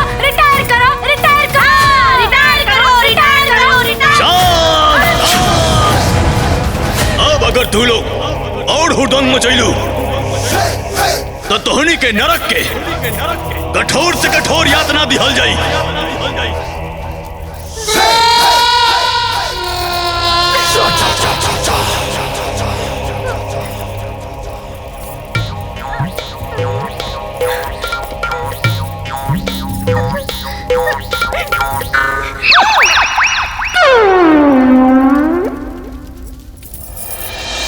हमने के साथ पतो के यातना ना मिली, यातना ना ये चित्रगुप्त में मिलक चाहिए। हाँ का यमराज जी? हाँ, गांधी जी के बारे में तो सुन ले है ना, जैसे ऊ अंग्रेज लोग के लाइन पे लाके रख दिले, वैसे हमनी सास पतोह देवरानी जेठानी मिल के देवता लोग के लाइन पे लाके रख दे। और सुनी, अगर एहू से बात ना बनी ना तो अन्याय के खिलाफ हमनी के चक्का जाम करम सान, धरना प्रदर्शन करम सान।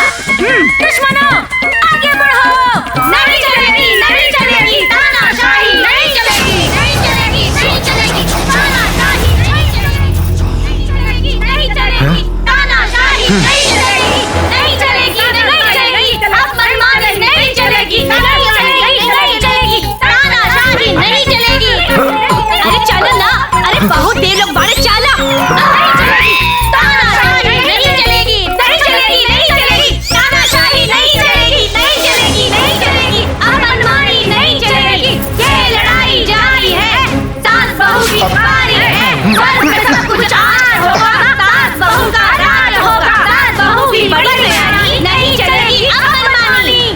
चलो नहीं चलेगी, नहीं चलेगी अब मनमानी नहीं चलेगी, नहीं चलेगी, नहीं चलेगी। चित्रगुप्त जी हाय हाय, न्याय करो, न्याय करो, हमारे साथ न्याय करो। चित्रगुप्त जी गद्दी छोड़ो, गद्दी छोड़ो, गद्दी। नारायण नारायण। हे मानव, व्यर्थ में अशांति फैलौला से नियम ना बदल सकेला। हे नामी छे, कैसन बात बतियाओ थे रउआ जी? हाँ काहे नहीं बदल सकत बाजी? हाँ अब हमरा धरती पर धारा 370 ना बदलल बा? हाँ अरे तो मृत्यु लोक है और ई स्वर्ग लोक है। ए नारद जी, रउआ तो एने के बाद ओने करबे करी लेना। हाँ, देवता लोग के समझाई ना कि हमने के बात मान ले। नारायण नारायण। स्वर्ग लोक में बल पूर्वक केहू स्थान ना पा सकेला। स्वर्ग लोक में स्थान पावे खातिर जप और तपस्या की आवश्यकता पड़ेला। अच्छा जी, अजन हमनी के बिना अन्न पानी के ए दरबार से ओ दरबार घूमत आनी जा, उ तपस्या ना ह। हाँ तब का हम अपन धरती छोड़ के एजा आइल बानी, इतिहास से कोनो कम बाका। अब और कितना चाहिए जी? अरे मंदबुद्धि लोग, वर्षों वर्ष तपस्या करक पड़ेला। वर्षों? हे नारद जी, अरे हमने के लगे इतना टाइम वाइम नहीं थे बा। हाँ, शुरू करो, चलो पूरी करो, पूरी करो, हमारी मांगे पूरी करो। हमरा तो देवराज इंद्र के सिंहासन अब संकट में प्रतीत हो ताटे। नारायण नारायण। हे देवराज, ये तीनों जीवात्मा तो स्वर्ग लोक खातिर चिंता के विषय बन गई बाड़ी सब। हाँ देवराज, हम तो कहा था नहीं ऊ लोग के दंडित कइल जाओ। अपना क्रोध पे काबू कर अग्निदेव। वो मानव लोग है, दानव ना। बाकी मानव लोग के कर्म था दानव से भी निम्न स्तर के बात देवराज। चंद्रदेव बिल्कुल सत्य कहत बानी देवराज। हमनी के देवता ना, मृत्यु लोग के मानव समझ ले वालो। नारायण नारायण नारायण। प्रणाम देवर्षि। वायुदेव के कथन पूर्णतः सत्य बाटे। हाँ, हमरा भी ये लोग से मिलके ये आभास भइल बाटे। आपके का विचार बा देवर्षि? देवराज इंद्र, रहुआ कुछ करी ना तो महत्वाकांक्षी लोग के महत्वाकांक्षा इस स्वर्ग लोग के पूरा न्यू हिला दी। हाँ कुछ करी देवराज, कुछ करी। ऐसन बात तो ठीक बा। आप सब वो तीनों मानव आत्मा के अपना शक्ति के प्रभाव से ओकनी के मन और मस्तिष्क में भय पैदा करी, ताकि ओकनी के आसानी से नरक लोक में भेजल जा सके। जौन आज्ञा देवराज।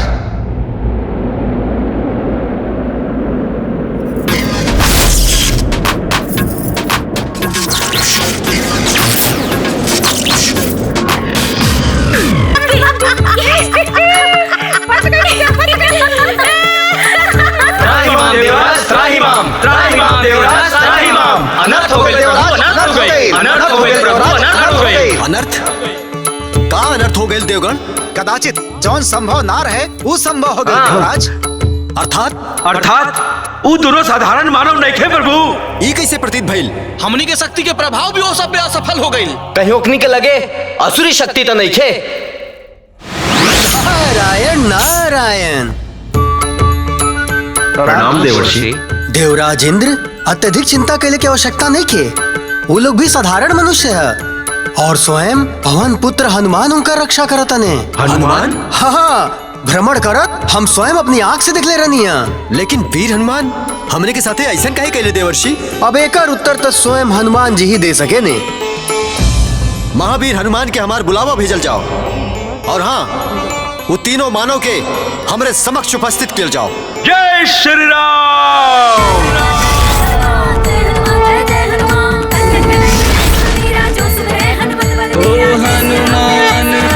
साक्षात हनुमान जी। हनुमान जी गोड़ लागतानी हनुमान जी।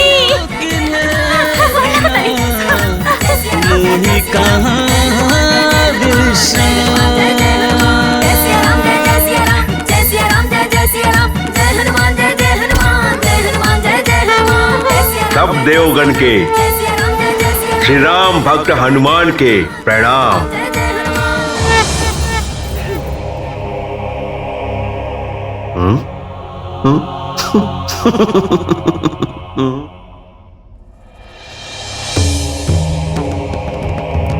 हमरा इंद्रलोक बुलाए के आश्रय प्रभु।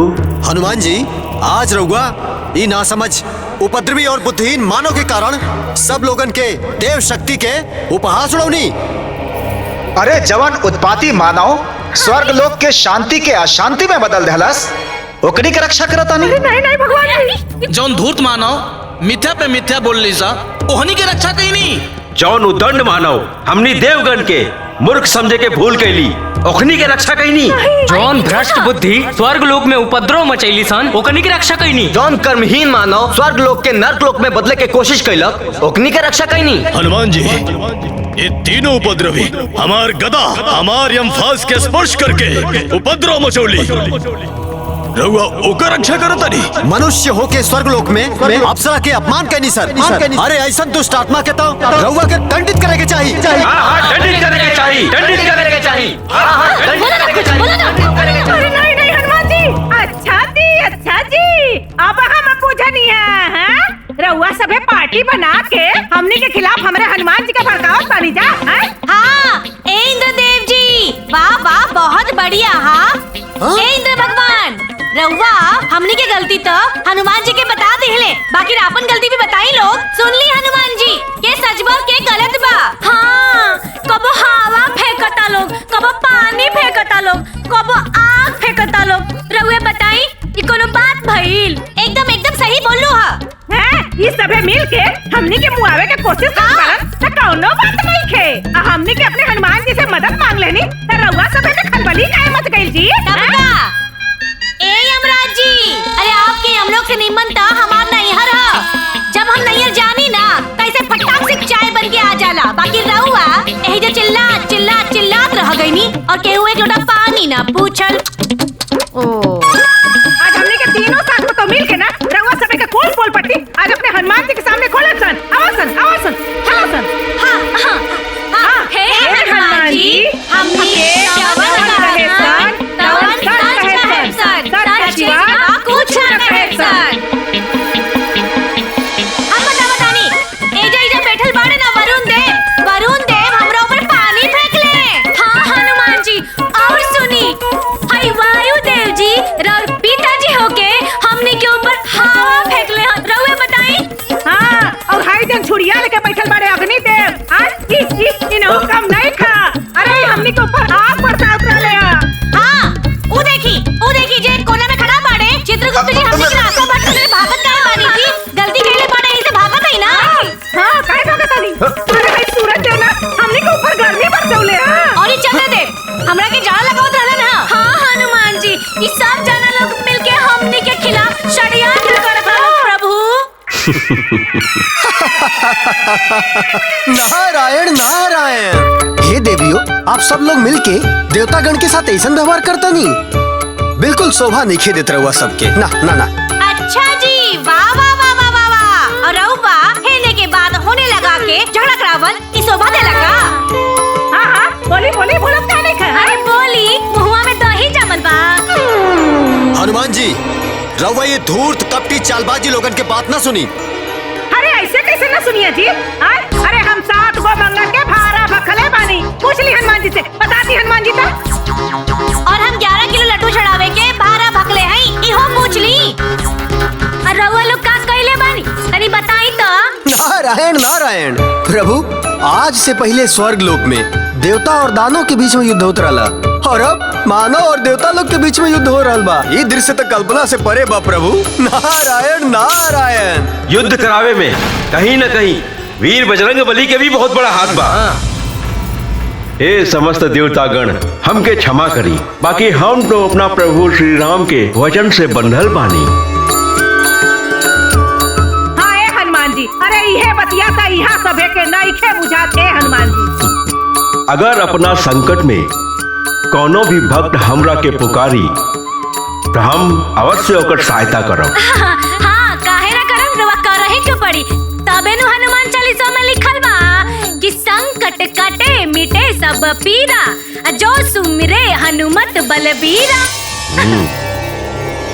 हनुमान जी, ये तीनों जाने देवलोक खातिर संकट बन गइल बा। अरे ना ना ना ना ना ना ना, ए प्रभु ना ना ना ना ना ना, ई बात सच नहीं के। असल बात तो ई बा कि चित्रगुप्त जी से गलती भइल बा। अब ओकनी के गलती के सजा हमने के काहे मिली? काहे मिली है बात के फैसला हो जाओ तो सारा झंगा झंझट खत्म। हाँ। हे देवतागण, ई मानव लोग के भी तो कथन सत्य ही बा। बोली बोली, हाँ हाँ बोली बोली बोली बोली। हे देवतागण, हमके क्षमा करी, अब हम कोनो सहायता नहीं कर सकत। अरे हनुमान जी, इधर के हाला गुला में ना रउआ से एगो बात बतावल भुलाइए गल रहनी है। कौन बात देवी? वो कहा ना कि हमने के यहाँ ना राम मंदिर बन गइल बा। हाँ हनुमान जी, बाप रे बाप, ए बड़का बनल है, ए बड़का। अरे हनुमान जी, अरे हमनियों के दर्शन करे गए रहनी जा। अरे रहुओ तो हुई जे हुक्म न जी। जय श्री राम। जय श्री राम, जय श्री राम। अब होई दूध का दूध और पानी का पानी। अब चली जल्दी जल्दी फैसला करी लोग। हाँ, हमने के लगे टाइम ना है। अरे अब कोनो फैसला वैसला ना होखी। काहे ना होई? तोहरा लोगन के ए उदंडता के दंड मिली। अरे ऐसे कैसे दंड मिली हो? हलवा है का? अरे ऐसे कैसे देबा लोगन? हमनी के लोअर कोर्ट जाए। अरे इतने ना, ओकरा से बड़का ना हाई कोर्ट में जाए। सबसे बड़का कोर्ट में जाए सन, सुप्रीम कोर्ट में जाए। शांत हो जा। इतू लोगन के मृत्यु लोक ना हो और ऐजा कोनो कोर्ट नहीं खे। ये कहा था कि कोर्ट नहीं खेपा हो? हाँ, ब्रह्मा जी, विष्णु जी, महेश जी क्या हुआ? बोला। अब निर्णय ब्रह्मा जी करें। चलो चलो।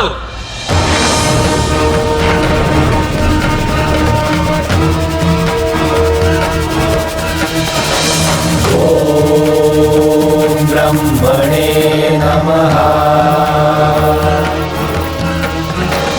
ओम ब्रह्मणे। पिछोड़ आगवा खा जाती। ब्रह्मदेव दर्शन दी, दर्शन दी ब्रह्मदेव, दर्शन दी, दर्शन दी ब्रह्मदेव, दर्शन दी। ओम ब्रह्मणे नमः। ओम नमो विशुद्धजयसे स्वरूप रूपाय सहस्रबाहवे सहस्रश्री प्रभवाय वेधसे विशाल देहाय विशुद्ध कर्मणे।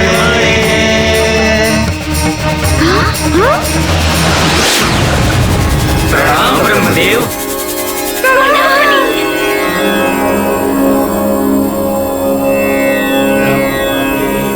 का बात बा देवगण, मुखमंडल पर चिंता का है? हे परमपिता, ये तीनों मानव आत्मा स्वर्ग लोक में आकर के एक मिनट पहले रउआ लोग ही बताई कि रउआ लोग ब्रह्मा जी से का करनी है, हाँ? हमने क्या कुछ समझ में ना आयल। हाँ, तुका तुका बोल के ब्रह्मा जी के अपन पार्टी में ले ले लोग तो सारा काम गड़बड़ा जाए ना। हाँ, यही से पहले रउआ लोग ये बताई कि ब्रह्मा जी से का बोलनी है, तब बात आगे बढ़ी। हाँ। नारायण नारायण, अरे हमनी के ब्रह्मदेव की स्तुति कहनी है जमानो। हाँ, तो हमनियों के पहले स्तुति करल जाए। हाँ, तब बात शुरू हुई। हाँ। हे ब्रह्मदेव, हमनी से जवन गलती सही होई ओकरा के माफ करी और हमनी के साथ इंसाफ करी। प्रभु, चित्रगुप्त जी से त्रुटि भइल बा। अरे ना, आपन बाद में कहीं, पहले तो हमने की शिकायत दर्ज करवाई सन। हाँ, का कष्ट बा मानव? हाँ, अब रउए बताएं ब्रह्मा जी, धरती पर से इंसान परेशान होखबे करेला, तो का स्वर्ग लोक में भी परेशान होखी? हाँ, जौना स्वर्ग लोक में भगवान लोग रहेला, ओहो इंसान पर अन्याय होता। हाँ। देव और मानव के बीच में ये आपसी द्वंद के बारे में हमरा के विस्तार से बताई। हे प्रभु, ये तीनों दानव प्रवृत्ति वाला मानव स्वर्ग लोक के गरिमा के रौंद के देवगढ़ के खिलौना बना देले बा लोग। प्रभु, ये तीनों दंड के हकदार है। ना, ऐसे ना चली। केस बाकुत अब बहस होता कुत। हे देवता, रउआ हमनी के बात सुनी और हमनी के बात पर भरोसा करी। हम बतानी हम पहले हमने तीनों के स्वर्ग लोक बुलावल गई और अब स्वर्ग लोक से नर्क लोक भगावल जाता। हाँ, अब रउए बताई कि अन्याय है कि ना। अब रउए दूध के दूध और पानी का पानी करी। हाँ। ई लोग के कथन का सत्य बा यमदेव? जी प्रभु, चित्रगुप्त से त्रुटि के फल स्वरूप ई भइल बा। देख लही ब्रह्मा जी, देख लही, आ गई ना असली सच्चाई सामने। हाँ, सारा गलती इन लोगों की ही बा। हे देवगण, ई समस्या के समाधान महादेव जी ही कर सकेले। रउआ लोग महादेव जी के पास जाई। नारायण नारायण, अब सब देवतागण लोग कैलाश पर्वत चली। प्रणाम ब्रह्मदेव। कैलाश पर्वत। जय हो ब्रह्मा जी।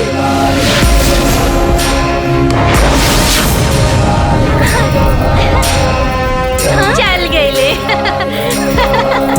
चली भगवान जी। अरे भगवान जी कहाँ गई? सब कहाँ बटे? अरे अरे चल ओरे कोई चल हे दादा। कहाँ चल गए लोग? अरे यहाँ के तो देवता लोग हमने से बिना बतौले फुर्र हो गई। आए हो दादा, आप का होई?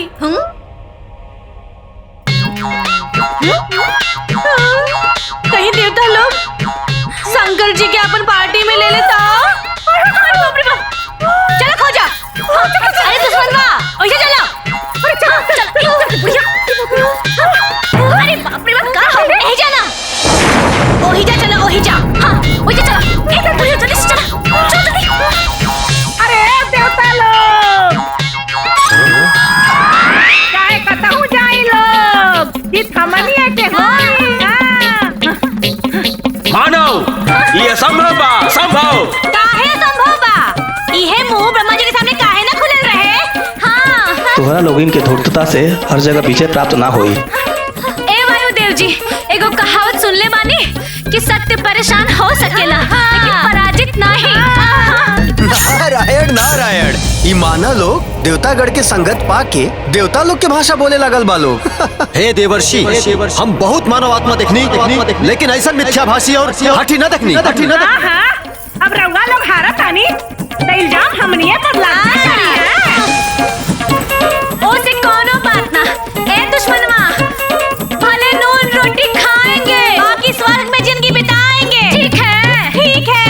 भले नून रोटी खाएंगे, स्वर्ग में जिंदगी बिताएंगे। ठीक है। हाँ। कैलाश पर्वत। महादेव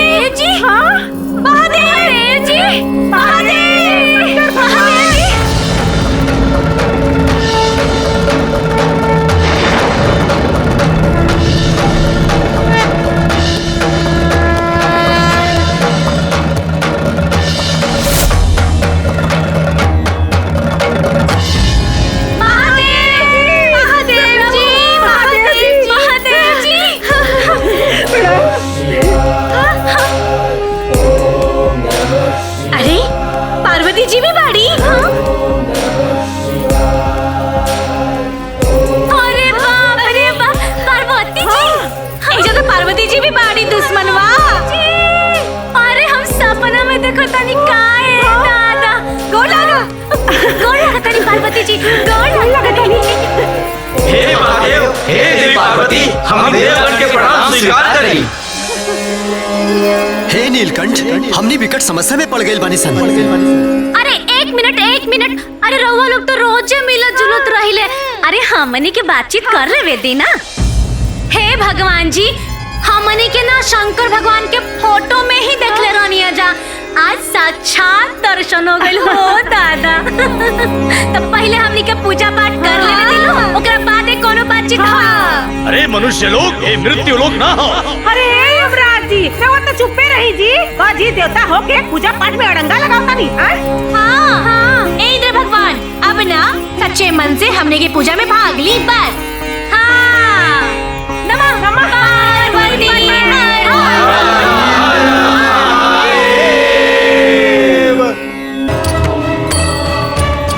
हे देवियो, हमनी के तोहरा लोगिन के भजन आराधना से अति प्रसन्न बानी। बोला बोला बोला, का चाहे तोहरा लोगन के?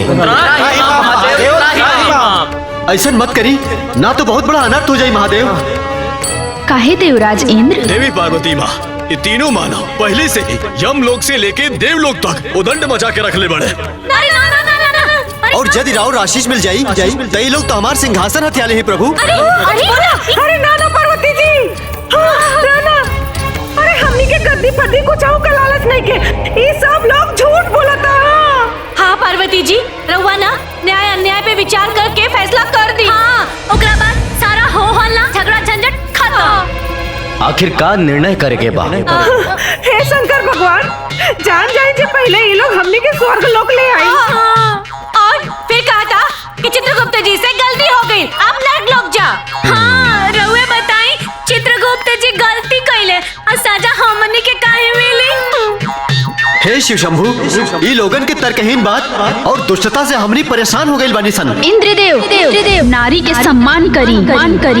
सम्मान? ए दादा, सम्मान उम्मान ना। ये लोग हमनी के बहुत दुख देले बाड़े। ए मोटा मोटा बेड़ी हमनी के हाथ में लगौले बाड़े।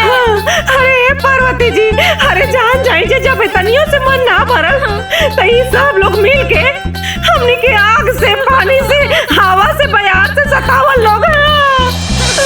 ई लोग हमनी के भक्त हैं। देव अपना भक्त साथे ई देवता लोगन के ऐसन व्यवहार सुन के हमके बहुत तकलीफ भइल नाथ।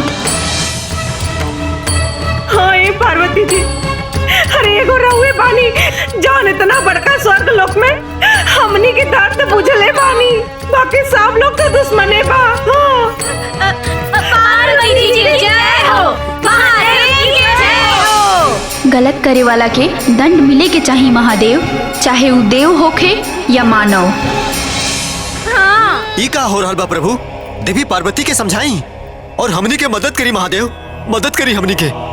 यदि रउआ अपन भक्त लोग के मदद नहीं कर सकत त ई देवता लोग के भी मदद नहीं कर सकत, अन्यथा हम रुष्ट होके ई कैलाश के छोड़ के चल जाई। हे देवगण, हम देवी पार्वती के नइखे रुष्ट कर सकत। रउआ लोग भगवान विष्णु के पास जाए। जो आज्ञा महादेव।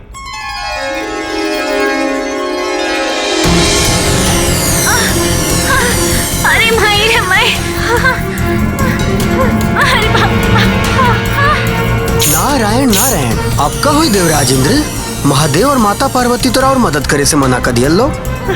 जौन यहाँ सबे के करनी बा। ए नारद जी, हमनी के एक पॉइंट भी गलती होगी ना तो बताई ना। अरे यहाँ के का बताए, यहाँ के दाल में के भात में के दाल में करे वाला आदमी होई। नारायण नारायण, हे देवियों, जब देवतागण रउआ लोग से ना जीत सकता तबे नारद की कहा सामर्थ बा? रउआ लोग के समस्या के समाधान स्वयं श्री हरि विष्णु जी ही का पई हैं। हाँ चली चली, अरे दो कोर्ट में तो हमनी के जीतिए गए नहीं जा, अब यहाँ के कोर्ट में भी हमनी के जीत जाए। विष्णु जी, विष्णु जी,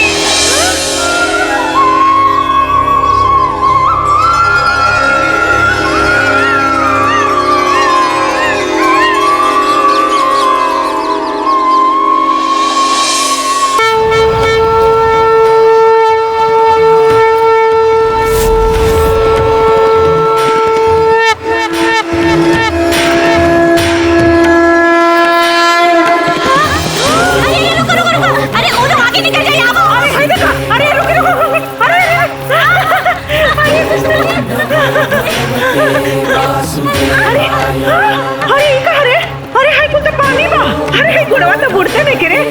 अरे ई स्वर्ग लोक के माया हा। ए धत स्वर्ग लोक के माया ना, विष्णु भगवान के माया हा। विष्णु जी, हे विष्णु जी, हे लक्ष्मी जी, प्रणाम। हे विष्णु जी, हे तीनों लोकों के स्वामी, हे अंतर्यामी, हे पालन करता, हमनी के सास पतोह के न्याय दिलाई प्रभु। ए लक्ष्मी बहन, तू तो हमार बहन जैसन हऊ ना, काहे कि हमनियों के भी तो लक्ष्मी ननु कहाई। हे लक्ष्मी दीदी, ई सब देवता लोग मिल के ना हमनी के यहाँ से उहाँ, उहाँ से यहाँ परेशान कर देले बा लोग। हाँ ए लक्ष्मी जी। अरे रो बड़ बानी ना, वहाँ के छोट बानी, वहाँ के हमनी के उम्र के बानी। बेटी बोली बोली यहाँ कहेंगी बोल। हाँ ए लक्ष्मी बिटिया, अरे जान जाई जे दोनों गोड़ बथता और ठेवना में अलगे दर्द उठल बा। रउआ के तो सब मालूम बा, हमनी के साथे न्याय करा दी। इंद्रदेव, हमरा बहन लोग के साथ ये अन्याय काहे हो रहल बा? ए इंद्र भगवान, जवाब दी ना, अब राउर बढ़िया से इलाज होई। ये छली कपटी मानो लोग के बात ना मानी लक्ष्मी देवी। काहे ना मानी? अरे बहन के दुख बहने ना बूझी। हे देवतागण, का रउआ लोग इस सब नहीं जानत कि समस्त सृष्टि पर नारी हमरे अंश है? हाँ, बस ये बतिया तो ई लोग के बुझात नहीं खे। देवी लक्ष्मी, देवगण के भी व्यथा सुनी। अरे विष्णु जी, सब भगवान जी लोग देवता लोग के ही सुना, तो हमनी सबके के सुनी जी? पालन करता, ये मानव लोग अपन अधिकार क्षेत्र के उल्लंघन कैले बा। नारायण नारायण, सब देवतागण अगर यही लोग के समस्या के समाधान में लागल रही तो सृष्टि के संचालन कैसे हुई? प्रभु अतिशीघ्र ये समस्या के समाधान करी। इतना बड़का स्वर्ग लोक में का हमरा बहन खातिर कोनो स्थान नहीं खे देवराजेंद्र? ई संभव नहीं खे देवी लक्ष्मी। तो रउआ लोग खातिर नया स्वर्ग के निर्माण करी प्रभु। बढ़िया बढ़िया रही। ये असंभव बा देवी। हम अपना बहन लोग के साथे ये अन्याय नहीं देख सकत प्रभु। सृष्टि के क्रियाकलाप में राउर हस्तक्षेप उचित नहीं खे देवी लक्ष्मी। ये कवन बात है विष्णु भगवान? हमार बहन के साथे ऐसन बात ना करे के चाहिए। रउआ देवगन के बात सुनब कि हमार बात सुनब स्वामी? राउर आवेश उचित नहीं खे देवी। रउआ में हठ शोभा नहीं खे देत। सृष्टि के संतुलन खातिर जौन हमरा उचित लगी तौने हम करब। रउआ अपन भावना पर नियंत्रण रखी। ठीक बा, अगर ई बैकुंठ में हमरा भावना के कोनो सम्मान नहीं खे तो हम एजा से जात बानी।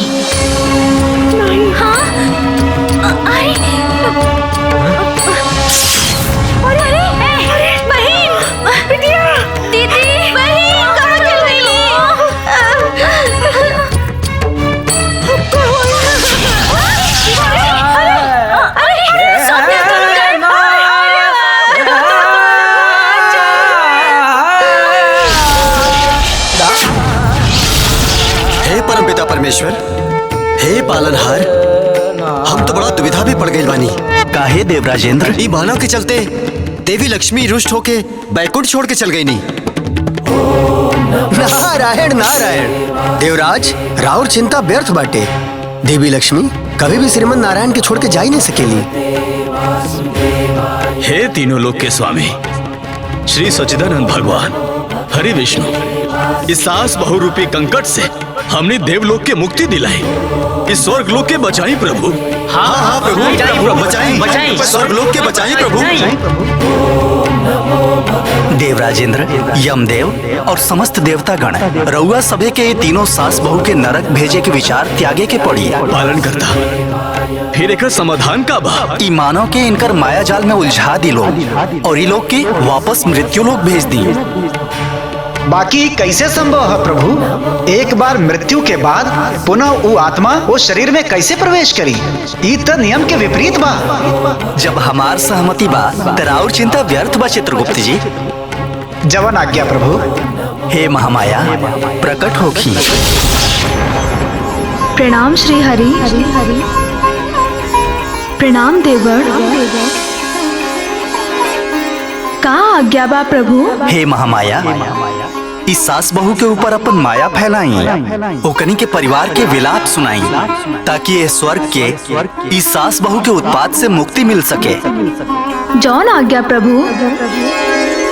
ये वरुण देव जी कहाँ चल गए? इंद्र भगवान कहाँ है रहुआ? वायुदेव जी, विष्णुदेव चल गए लोग। ए वायुदेव जी, अरे क्यों लौकते नहीं थे?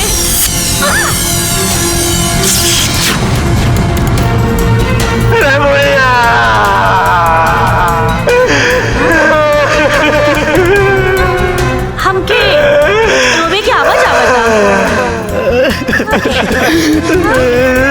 अम्मा जी, वहाँ की आवाज है जी। हाय दुल्हन, हमरो के सुना था। बाकी लौकात नहीं के आवाज कहाँ से आवता? ए जी, हाँ कहाँ भाई जी?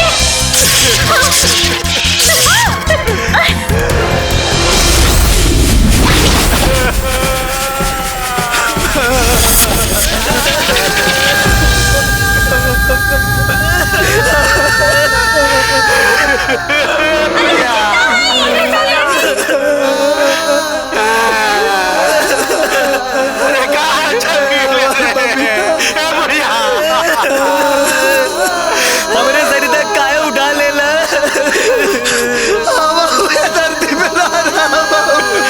भगवान तू का कैला? मत रोई ना, हम जिंदा है।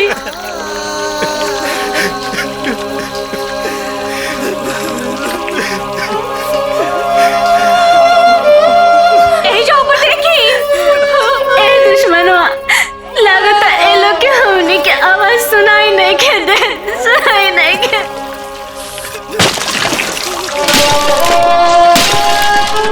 हम क्यों ही जाएंगे बा? हम क्यों ही ए जी, मत रोही ना।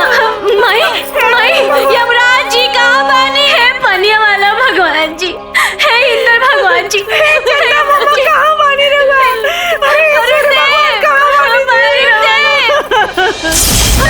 इतना विलाप काहे मानाओ? अरे रहुआ देखत नहीं है? अरे हमारे घरे का पुरानी लोग कितना रोता।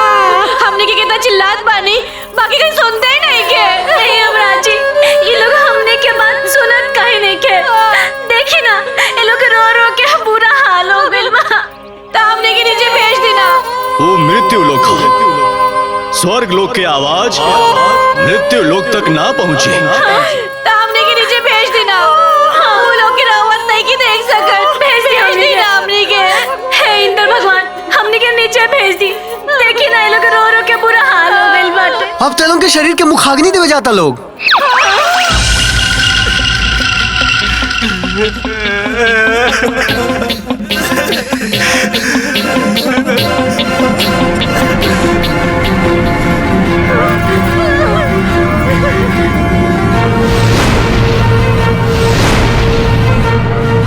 और एक बार अगर मुखाग्नि दिया गई ना, तो दोबारा वो शरीर में प्रवेश कइला असंभव बा। रउआ लोग के चिंता कौन बात बाटे? रउआ लोग के तो स्वर्ग लोक में रह बना।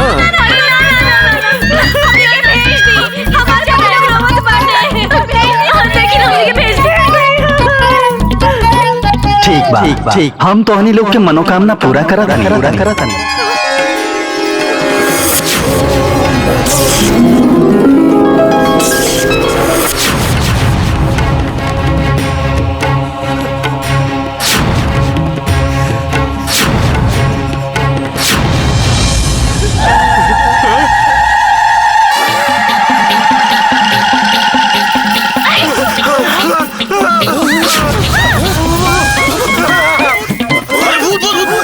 ए जी,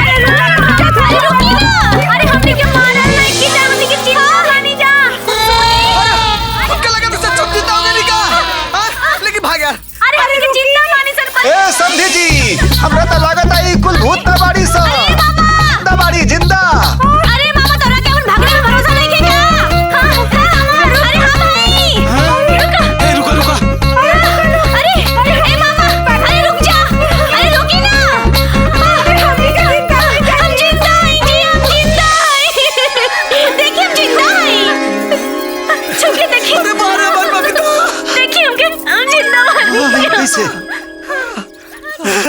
ये अचरज कैसे भइल? अरे बाबूजी हमरे खुद न समझ में आता मरल जीव जिंदा कैसे हो सकेला? अरे हमनी के स्वर्ग से आवता नहीं संजी। हाँ, सब देवता लोग हमनी के प्राण वापस भेज दिया लो। पता बाजी हम सारा देवता लोग के अकेले हरा के ही जा गई नी। अरे करते हरोली रे हैं? स्वर्ग के सुख भोगे वाला बात क्या कल हैं? ब्रह्मा उर्वशी से झगड़ा क्या कल? अच्छा उनारा बाजी केले गोले रहे और यमराज जी के गदा के उठाले रहे हैं। ये दोनों कुछ ना कर फिर शुरू हो गई। सब हम कर रहे उ जमराज के जब फसवा के उठाले रहे। हां उठा रही हां फसवा भारी रहे कि गदा भारी रहे हैं? ओए जब फसवा से तोर के मुआई डल रहती। चुप बुढ़िया चल गाड़ी के उठा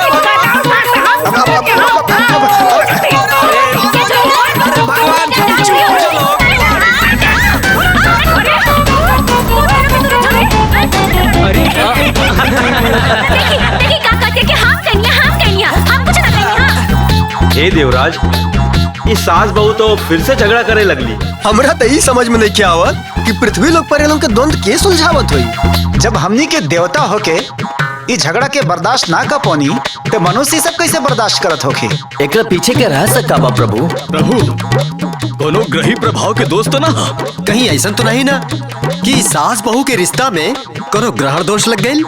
देवतागण, जिससे सुख दुख एगो सिक्का के दुगो पहलू होखेला, वही तरह इस सास बहू के रिश्ता भी एगो सिक्का के दुगो पहलू है और ओकरा में खनक तो होखबे करी। झूठी लोग, ये दोनों के दोनों झूठ बोलत तारे सन लोग से, लेकिन इनके कुछ ना करे सन। आज के हम ना छोड़ब। आज हम कह देते रहो से, आज के हम मुआ दे हम, आज ना छोड़। उठा के नदिया में फेंक दे। नहीं, चढ़ फेंक लिया यार।